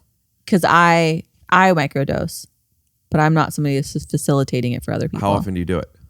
I used to do it more often, and now maybe once every few months. The thing that I appreciate about something like mushrooms is it shows me or facilitates to me something I'm not paying attention to that needs attention, and then I can address it without the mushrooms. Right. What's your relationship with Arnold Schwarzenegger? What's going on there? Because I'm in the book. Is that what do you mean? Yeah. Do good work and people notice. Do you know him? He knows of my work. I'm not like sitting across the table from him like this or Are anything you like that. going to try to get him as a guest? I would love to. Same. So in the book, it's in chapter 6. It's called "Shut Your Mouth and Open Your Mind," and there's a section on how I left high school to create the agency I have now. Yeah, it was cool seeing that. It's a very cool cosign. I get the book today. You do? I ordered. I haven't looked through it yet, but I will by the time this episode comes out. And he is the king. While kids had posters of tits and athletes on their walls, I was just, for most of growing up, just Schwarzenegger everywhere. And then seeing that's in his book is like, oh, that's so cool. That's like one of those things I was telling you, I was already interested. And then, working with these people and this and that cosign thing, and then Schwarzenegger, it's like there is something both superficial and objectively validating Sure. about these people doing Sure. that. Do you have any advice for someone like me who's been back of house behind the scenes, stepping into being more front facing? Because the goal with the podcast and with growing my agency is having that social proof, being more comfortably being the face to then help spread the message. And Yeah, well, there's a 7-week thing that you could do on your own, or I Oh, could yeah? walk you through it. I want to be walked through it. Yeah, I want to to check in every morning and every evening. I think the biggest thing is, and this is not the most tangible thought, but like the biggest thing is, how many episodes have you recorded so far? 5. You seem very confident in what you do and your skill set, and that is something that you've earned. And then the way you communicate it is different. Communicating it one-on-one, communicating on Instagram, communicating it on a podcast with different guests. I would advise getting to a point, maybe you are already, and if so, let me know, to where you're really confident in that product. Well, wait. Yeah, even I'll tell you something. I must have been doing it too, because even away from the microphone, that is, people are Hungry. I get it. Do you feel ready to say, hey, Arnold, watch this episode. I think you'll like it and you'll want to come on. So my first guest, and the episode comes out this week, is Lupita Nyong'o. And my second guest is Tim Ferriss. Why I chose You wanted to go in. to start with that was, I don't want to say deliberate, not deliberate. It's like, let's just go for it. And I, like you said, I'm very confident in what I do. And I'm very insecure in everything else. But I'm comfortable with my insecurity. And so I was getting ready to go record, and I was having that imposter syndrome. And I was talking to myself. I think being a tennis player, you learn how to coach yourself, because coaches can't talk to you during the match. And so you end up being someone who just talks to yourself all the time. So I'm getting ready and I'm having imposter syndrome, and I start talking out loud to myself. And I say, okay, Mary, what if the imposter is actually continuing to just do what you're doing just because you're good at it? What if that's the imposter? Is staying in what you're comfortable, and what you're supposed to do is this next iteration, this next level.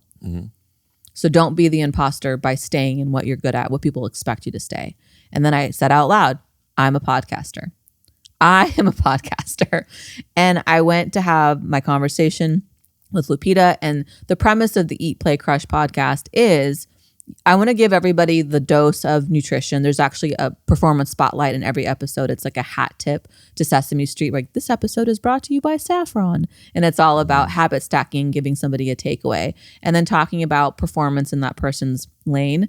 But then the rest of it is about them and what makes them uniquely them, so they can teach people moments in life that allowed them to crush life, or moments in which they were crushed by life, and going from there. So I want it to be a very organic conversation where there is some actionable performance related stuff, but then so much more than that. So we did that in those episodes. There's the takeaway from helping her get ready for Black Panther 2, helping her get ready for another movie after that. My first time cooking caribou for Tim that he hunted, and things about, because I was only doing what I was doing for a few months. But then we get into the other stuff. And I'd asked Lupita at the end of that episode, and I asked him at the end of that episode, that I'm asking my initial guests what advice they would give me as far as like, what did I do right and what can I do better? Do you think that's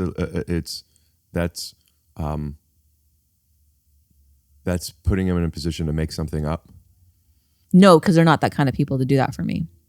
Well, has anybody said, I don't know? Yeah. One Jay said that, Jay Ferrugia, he said that. But what I was told that I was doing right was that I know in the conversation, I know how to let them go where they want to go, and then having my next question lead them back. And they were just said the feedback I got was like, I feel so comfortable. Right.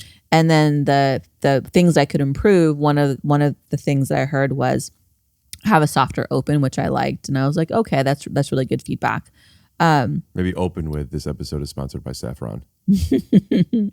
And so to answer your question, I feel I wouldn't be ashamed to show like Arnold those episodes. Well, then what's the question? How to be more front facing? I mean, you're literally doing it.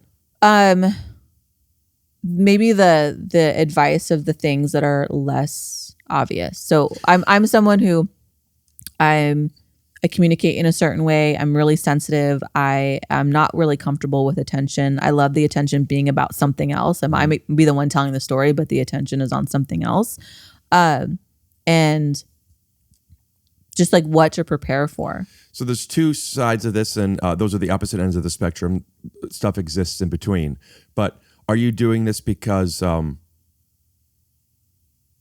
this is what you like to do? You don't want the attention on you, but you do want the attention on your information, and this is what you like, and this is what you want to make the guests see in you and feel about you, and how the audience will see, et cetera, which is valid and matters. And then the other side is being aware of like, what does my audience want from me? Mm-hmm. And not I'm going to do what my audience wants as much as being aware. I talk about this with comedians a lot and actors sometimes, but like talk about what's your wheelhouse. Like when you read a script, assuming that you don't need the money, assuming that you're only going to do stuff that you want to do, and it's usually for one of two reasons, if not both. This will be a good time, or I will shine in this thing. Mm-hmm.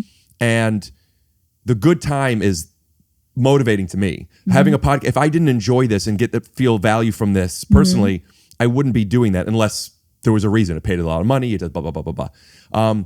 But the other version of that is, what does the audience like? And for better or for worse, either it's impossible or I am unable to give the audience what they want. I am only wanting to have the people that like the thing I have to offer find this and choose to stick around. I think maybe that makes my podcast not have as high of a ceiling as it could, but it's more sustainable and more fulfilling that way. Mm-hmm. So what could I be doing better? To me, just means, how could I make sure that I want to do this again next week? How could I make sure that I am proud to show this to somebody? Mm-hmm. I don't know if they'll like it or not. Mm-hmm. I know I do. The idea of, pardon me, I don't mean to put the word shame in your mouth, but the idea of like not wanting to bring up this or that because I want my work to speak for myself, like that's all ego stuff. And people might watch this and see you gassing yourself up, talking about, I left this and I figured this out on my own and the doctors couldn't help me and I had to do this my own way. And then some people that could motivate them. Mm-hmm. So I think when you ask people, what could I do better? What could I do worse? That's a dangerous question. But that's not the question I asked you. I asked you any advice from someone who has been behind the scenes being public facing. As someone who you're out there, right? A lot of attention is on you. You put yourself on stage. Genuinely, I guess comparatively to my friends and peers, I'm not walking out and people are losing their minds. No, not. Just well, what do you mean by attention? So, like my posts are about liver and saffron and bone broth. You gotta check it out. And altitude training and things like that. And your posts are you. And I'm now going to be moving But that is you. Right. But now it's not going to be a static post. It's going to be me talking about it. It's going to be me teasing out stories or sharing tips, and in a way that I'm more exposed. So you're talking about privacy being sacred, right? Because that is a different thing. Mm-hmm. I've talked about this. Like I love that people like this show, and I love that it gives me opportunity to do more stuff. That is at the cost of letting people in on stuff that I otherwise wouldn't want them to. I was at a party the other day at a friend's house, and there were people I don't know. And there were people that came up to me who know my podcast and like know things about me that on its own isn't private, but the fact that the stranger knows it makes me very uncomfortable. Right. It makes me uncomfortable, but it is what it is. So like, there's just understanding Is that what you're talking about people like? It's something that I might not be aware of or be surprised by, something like that. People are going to feel like they know you. And even though they'll have the awareness of the parasocial relationship. I mean, I never heard that term until podcasting. I think it's parasocial. Am I saying it right? Never heard it. It's basically like, I know you. I listen to you every week. I've heard you be intimate and personal. I see I know what happened to your elbow and this and that. You have no idea who I am. But when I meet you, I don't just feel like I know you. In a way, I do. And you don't know me at all. So even if we're both aware of that relationship, it's an odd thing. Like I have people say to me, I'm sorry, I know this might be weird because of blah, blah, blah, blah, blah. And it's nice that they have that awareness. It's very disarming in a good way. But at the same time, it is a weird thing. People know stuff about relationships I'm in that I don't even talk about, but based on the fact that I didn't talk about this for 3 months, they figured, oh, he must have broken up with this person, or he must be in a relationship before I disclose that. And it's like, oh. So I don't talk about any personal stuff, and people make those assumptions. But when you get on a podcast, you're going to have to I have boundaries that I have understood. Right. That I have based on watching and being like, I didn't even realize talking about it would bother me until I was editing it. I'm like, oh, I don't want that. Or people start commenting, and I have certain things that like, I don't talk about that. Because without those boundaries, you will inevitably, you're going to be talking to somebody about this in the training in their movie, and then they did this and then you're going to relate to it, which you're allowed to do. People that seem to do the best in the broadcast space are the ones that are the most transparent and open. There's a cost benefit to that I can't tell you what those things are, but I would say similar to elimination diet. Are you editing these yourself, by the way? I do the first pass. So you at least watch it all, right? 100%. Right. Which is advice I give to people when they're starting podcasts. At least for the first while, watch them and see what makes you feel uncomfortable, and find out, is that because you're insecure and or like shamed about something, and if so, why? And is that okay to still go through? And then is it, I don't like this about me, I don't like this to be public, whatever it is. The rash on your arm is you being uncomfortable watching yourself, which I don't think ever goes away. Even being confident what the thing is, you watch stuff. 1,000%. Like, I'm only watching the episodes because Tim gave me really good advice. He's like, go through one. I do the first pass because I want to remove anything that's like too personal, not just for me, but for my guest as well, because I want the conversation to be comfortable. But he also said, go through and read the transcripts, because you're going to, over time, realize where your guest only gave you 90%, and you're going to get better at realizing it was only 90% and having a really good chance to have a follow-up question in the moment. I have a hack for that, so you don't have to, redo whatever you want. But seeing where they only gave a certain percent and where they didn't, there's a very intuitive thing to do that, which is your curiosity. And if you don't understand what they said, or you want to know more, ask. If you do understand, or you're not interested anymore, carry on. That's the most sustainable way of doing it. Rick, you're a gem. Why do you say that? Does that make sense? It does. You're a gem because you're very, very, very like connected to yourself. Thanks. And like I said earlier, sensitive in a good way, very connected to yourself. And you really give a damn. And it's not something that I personally come across upon very often outside of like I'm so flattered that you think that way for meeting me once, but thank you. I'd like to be as in touch with my gut health. I don't think so. I agree with you. It's what makes things be so overwhelming. I think there's pros and cons. I would love to be able to have some things where, if I don't, I'm speaking for myself, but I think this is just human psychology, and there's different levels of it. But like, if you don't care, then you don't care. I've said this quote so many times, and I should look up who it is. I don't remember her name. And I've seen many interviews from her, but she says, how you do something is how you do everything. And like podcasting, it has actually validated that thing, which is, my mom used to ask me, she still does sometimes. My mom would ask me, especially when I was first starting out, and I would call her after my podcast and how did it go? And I'd always say, I don't know. And that wasn't being like insecure about it. I have no idea. And I still don't. But now I could answer like, did I feel connected? If I like, did I feel connected in the conversation, and or was I laughing? And then I think it's a good podcast. And that episode might not do well. Transcripts aren't gonna. What does somebody's 90% look like? So far, I've thought every single episode has sucked when I've gotten out into my car. I'm like, oh, that was terrible. Yeah, the moments after. I'm like, that was terrible. Oh my God, I'm such an idiot. Why? And then I watch it, I'm like, yeah, you know what you're doing? oh, it's pretty solid. What you're doing is you're not judging the podcast, you're judging yourself. 100%. And you know, you're in a career where your job is optimal performance, like getting people as close to 100% as possible. And that's a mindset that you have been validated at. And now you're going into an art form, with not saying it's good or bad, but literally an art form where there is no right and there is no way of gauging that. The only thing you could do is be intentional about it. And once you cross into that line of being intentional, which is being as honest as you possibly can, you're going to be intimate and you're going to reveal stuff. You said you want to take out all the private stuff. I think what I mean by private stuff, yeah, it's more when I say when I'm going to edit out things that are too personal, it's if it could hurt someone or if they like overshare, not like nothing personal is going to happen. It's just being respectful. So here's what I do then, because those things are really important. I mean, people want that, and I get why they would.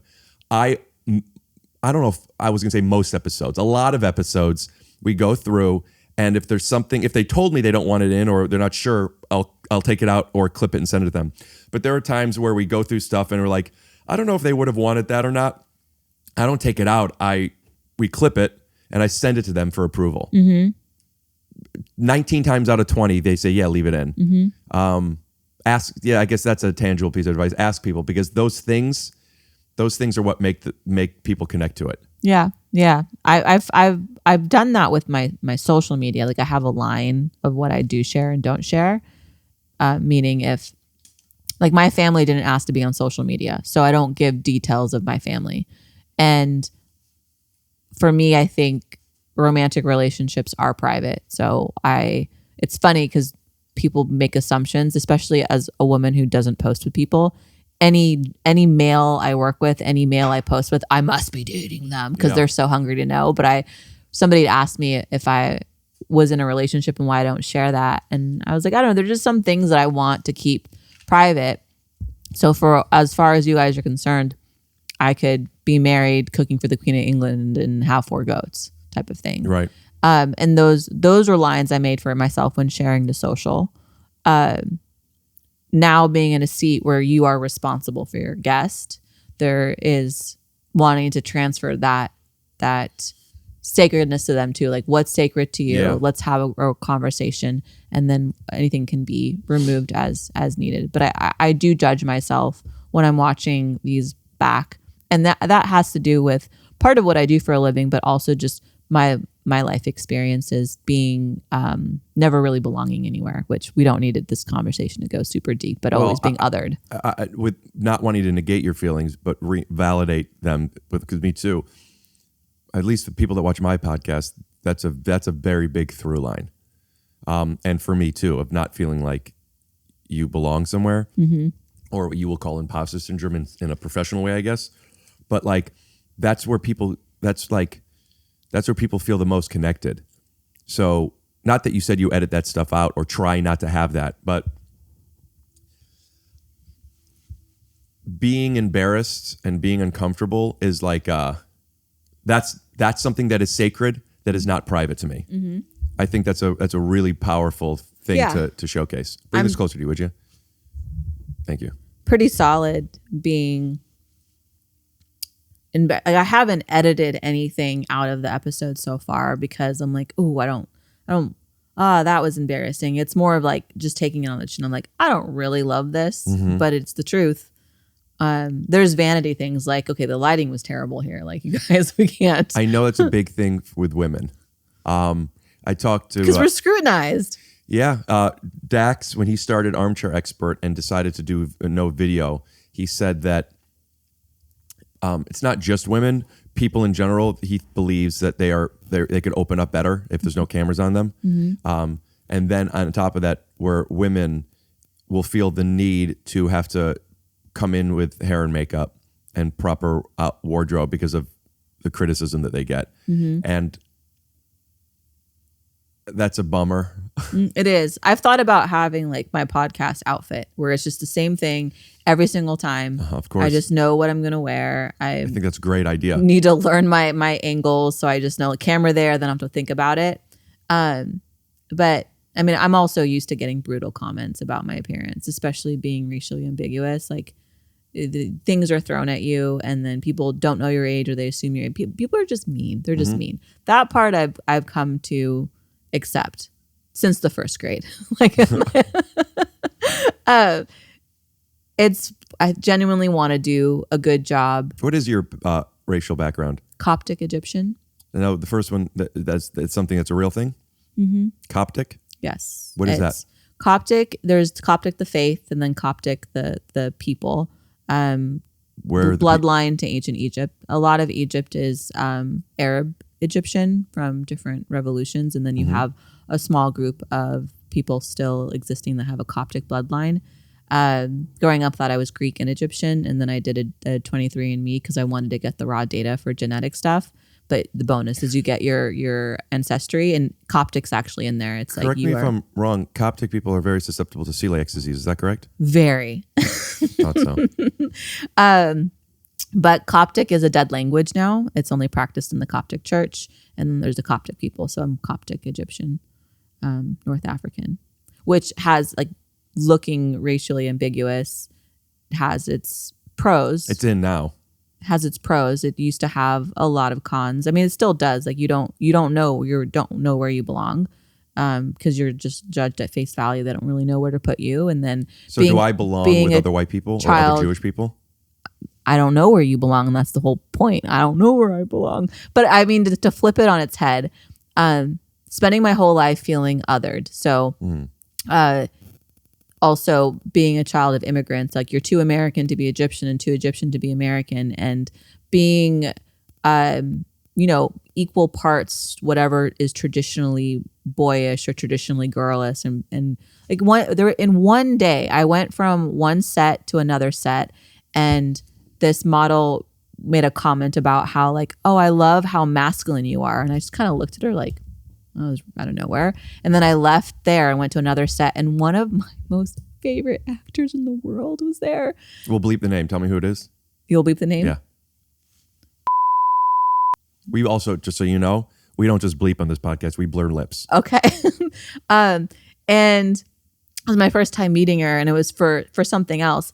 And she made a comment about how girly I am. I hadn't changed at all that day. I was wearing the same outfit, same person, and two different people. This is what we're talking put me about in at the different beginning, boxes. where people see how they... Yeah. So I used to, the idea of being novel really hurt me. The idea of not really having anywhere to belong. Not being traditional when it comes to like marriage and kids and all of that. And then I was thinking about this, and I talked about it with one of my friends on a podcast where I was like, maybe I don't belong anywhere because I belong everywhere.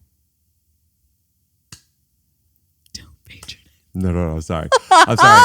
I understand the sentiment, but you have to, if I would see it on a tea bag, I have to acknowledge that. But true. You would see it on tea bag, you'd be like, yeah, I like it. But it's like I adapt really well. So I can go to a royal wedding. I can go volunteer with at-risk youth. But those are the main two. The main two. But like those are things that I do. Like I can go into any room and adapt really well, but then also influence in a really positive way. And if I only looked or were one way, if I wasn't so dynamic in all of these different ways, I wouldn't be able to make the impact the way that I do. And some of that I think I learned. I did as a volunteer when I was 16, did hospice and bereavement counseling as my volunteer work. And I learned a lot. And what did you learn? The stuff that matters from like a more spiritual sense, like what really matters. We're all connected. The transition is an experience in itself. I learned that family members deal with death different ways, because part of the volunteer work was also being there for the family after the patient would pass, and having to read the room of like, okay, they're not religious, they're religious, that's their religion, that's how they cope, and then showing up where they are to help them with the news that they're just getting. One of my advisor took me aside once, and she said, I know I'm really concerned about you because you're so effective with the patients, but I watch you, you mimic their facial expression, you mimic their body language, and like you really go where they are and then work from that place. And I'm worried about you because what do you do when you go home? And I was 16. I'm like, I don't understand the question. I'm starting to understand it now about creating like energetic boundaries and being an empath. Yes. I don't totally understand that, but yeah, I guess. You're taking on other people's. But I also know how to honor it and then disassociate, and not in a negative way, but I also know how to create a little bit of space. But learning how to meet people where they are and knowing when you need to push versus being loving, and then also giving myself grace when I'm not doing that. Because I have moments where I didn't show up the way I should have for those moments, and being like, you are also human. Feel that way about your podcast. That's a big one. Okay. I know it's not, the stakes aren't the same. Right. But watching an episode and being like, that's not, but like, it doesn't matter. It's just a moment in time. You're a human talking to another human or working with another human or whatever it is. It is the most honest thing. You put it out. Yeah. Someone said it's good that I'm this nervous about putting it out. They're like, because you care. So it's good that you care. Because I am nervous about putting it out. Everybody cares. I don't believe when people say I don't care. What's an example of somebody who does something where they don't care? Then why are they doing it? I don't mean that in a rhetorical thing. I would love to debate somebody who says, yeah, I went to this thing, but I didn't care. I don't care if people like me. I don't care if I do well. It just feels like just a defensive thing. I think for my craft, when if I go, I'm an outside consultant, so I'm not always, welcomed with open arms by organizations, right? Oh, so like when you go in and these players want to work with you, the team might be like, we have our own people for that. Yeah, and you'll get that a lot too. Also, being a female in professional sports comes with its own set of challenges. In those instances, I don't care. Like if someone's like, why are you here? You don't belong. I'm like, I don't care. Because you feel you do. I'm here for this. Like I'm here to do a job, and the job's going to benefit you too, by the way. So there's moments like that where I'm like, I'm doing this and I don't care what you think, because what you're doing is based off ego, and I'm here for the common good of our athlete. I don't know if that's the type of I don't care you were referencing. Well, no, because you do care. You just don't believe them. Like if somebody says you're not good at this thing that you know you're good at, you would care if you weren't good at it. But when someone says, you suck at this thing, you don't care is another way of saying, oh, I do care if I suck at this thing. Of course you care. You're just wrong. And you know that. So when people say I don't care, I don't think that's the right language. Language is so important to you. To me? Yeah. Yeah. Because you even qualify jokes, because we don't know each other really well, and communication's over text. And I'll say something and you'll qualify it, even if it's funny or intend to be funny. You're like, explain this to me. Yeah, I'm like, God damn it. I felt that with you, because I won't do that with somebody because I think they know. Yeah. But I know if they ask me, I could tell them. Yeah. But yeah, you said, do you like tahini? And I said, I like hummus. Yeah. I know it's in there. And you go, oh, it's such an American thing to say. I know you're joking. Right. I just didn't understand the joke. Is the joke making fun of American diet? Is the joke making fun of tahini and hummus? Right. There's so many different things. So I said, I know you're making a joke. I just don't understand the intention.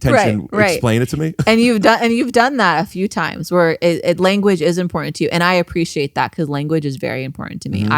When I'm having conversation and someone says something, I'll be like, can you explain that to me? Like when I said empath. Or go deeper. Yeah. And it's like, I want to get what you understand from that. And I think I only know 2 other people in my life personally who are similar, of like, I think I know what you mean, but explain it. Because words are so powerful. Words actualize beliefs and meanings, and sticks and stones, but also words. Also words are so powerful. I'm very careful about you can't unring a bell. So like when I'm having a disagreement with someone, you don't, there's just certain things you don't go after. because you can't. Words are so important.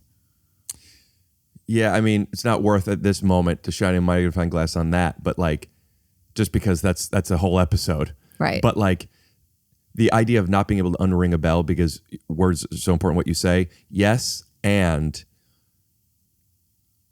when you say something that you shouldn't have said, is it because you're revealing something that's not your business to reveal, or is it because you're saying something that hurts the person? And if the intention was to hurt the person, it wasn't the thing that you said that was the problem. It was why you went there. And sometimes always in relationships, it's important to not run away from a rash, but to better understand it. Look at you bringing it all around. But I do think that like when you're scared to say stuff, you are then it ultimately feeds into your mind, and then you're scared to think it, you're scared to explore it, you're scared to question it. I think being scared to say stuff should only come from experience of understanding people's boundaries. But like, I love a relationship that you're not scared of anything. Scared? Did I say scared or did I say careful? I don't remember what you said. I thought you said scared. But nevertheless, just like it more came from not wanting to unring that bell. Like, I've learned so much by saying the wrong thing to where I don't want to say the wrong thing. But I very much value my relationships where that wrong thing turns into a debate or an argument. Yeah. It's the cleanup. Like, how do you clean up what was said? But we'll get personal. I was dating someone who had been in relationships most of his life, and I haven't. And I love to use my words. I don't like raising my voice. I don't like having a fight is having a fight, but being inflammatory and yelling, and that's just not something I'm into. Stay away from all types of inflammation. Got it. And I mean, people can be inflammatory, not just foods. Remove them, and that inflammation will go away real quick. I believe that. But he was upset about something and wasn't communicating what he was actually upset about. And I'm reading the room, I'm reading the behavior. I'm like, okay, do you want to talk about it? And the response was to attack the way I think and to attack my approach. And I took a beat, and I'm like, what you're saying is really hurtful, and I'm still not understanding why you are upset. So I think what's best is I'm going to go for a walk and give you some space, and then you can come in and let me know, what we're actually arguing about. And I thought I was providing grace, and that just seemed to upset him more. And he went in even harder of like, the way you think is so ridiculous. And that was like being really, really mean. And I'm sitting here, I'm watching it, and mature me is like, okay, hold space. Immature me is like, tell this motherfucker he's an idiot. But I'm like, I can't take back saying mean things to this person. So I'm just not going to say them. Younger me may have said them, but I'm like, I'm not going to say the mean things. He's saying really mean things to me, like attacking the way I think that really hurts. Cause that's the thing I've worked hard to be who I am. I always say I'm really happy with the woman I've grown up to be. I've heard you say it a ton. Yeah, all the time. Right. And, when I would tell that story to a couple of friends that I was confiding in, they're like, Mary, that's not how you show up in a relationship. You should just have the fight. And I'm like, but I don't want to have the fight. I don't want to say the mean things. I want to debate the issue at hand. A fight doesn't mean saying mean things. A fight is a discussion turned to an argument, turned to some reactive behavior. Sure. Reactive could be saying something mean, right? It could be, but I'm saying fighting is a healthy thing. Being cruel isn't. 100%. The promise I make to anyone in my life is honesty and kindness in my honesty. That's how I like to fight. Yeah, I think I have this on my refrigerator. One sec. You have my quote on your refrigerator? My mom got this for me, and then I have to jam. Yeah. But it's something that I subscribe to as well. This. Be silly, be honest, be kind. Yeah, that's the name of my next podcast. But yeah, kindness is like the thing to... Did you ever try with this ex of yours before? I'm assuming it didn't work out. Did you guys try putting your poop in his butt and his poop in your butt to see if that floral could maybe help you guys see each other better? Like oil and water. Gotcha. You're saying that you both had diarrhea? You heard it here first. They both had diarrhea. Make sure you tune in next week with our guest, Arnold Schwarzenegger, dream guest. Big fan. Arnold, I'm sending this video to you. We'd love to have you. Tell him how special I am. So special. Thank you. We've talked about Fat Fudge. We've talked about your URLs. We'll put everything in the description. Paleo Chef, Instagrams, or anything else that you want to plug or put out there? I'm just excited for you. Thanks. I'm excited too. And also, since we're not starting tomorrow, and you're going to be very busy with the things you're busy, we have committed to this, meaning you as well, right? You're going to help me. If you're committed, I'm committed. Hear that, Arnold? The question is, are you committed? You know, I know how to spell Schwarzenegger. Do you? No. SCHWARZENEGGER. I learned that because His poster was on your wall. all over, including photographs from Terminator 2. But I watched this thing Jay Leno called Jaywalking, where he did this segment where he would go around and ask people to spell Schwarzenegger, and if they could, they would buy him. He would buy a house. I could. Is that how you got this place? No. And I know you have to go, but I want to get this anecdote out. I know how to spell any words that are more than 6 letters. I could probably spell 15 of them total. That's not what I do. But I looked up and I learned how to spell Schwarzenegger in case that ever happens, in case Jay Leno ever asks me. And then once a week, I would spell Schwarzenegger to make sure I still have it. And now it's just in my head. And if it's like music, SCHWARZENEGGER. And so for that reason alone. That commitment is serious. Yeah. We're going to do that with the gut reset. Okay. Same enthusiasm. Thanks for coming. And I have to take a Polaroid of you, and then you're allowed to go. Thank you. Theme music? Theme music. Here, stay there for 1 second. Blabbity blue, scoop dee. Oh yeah.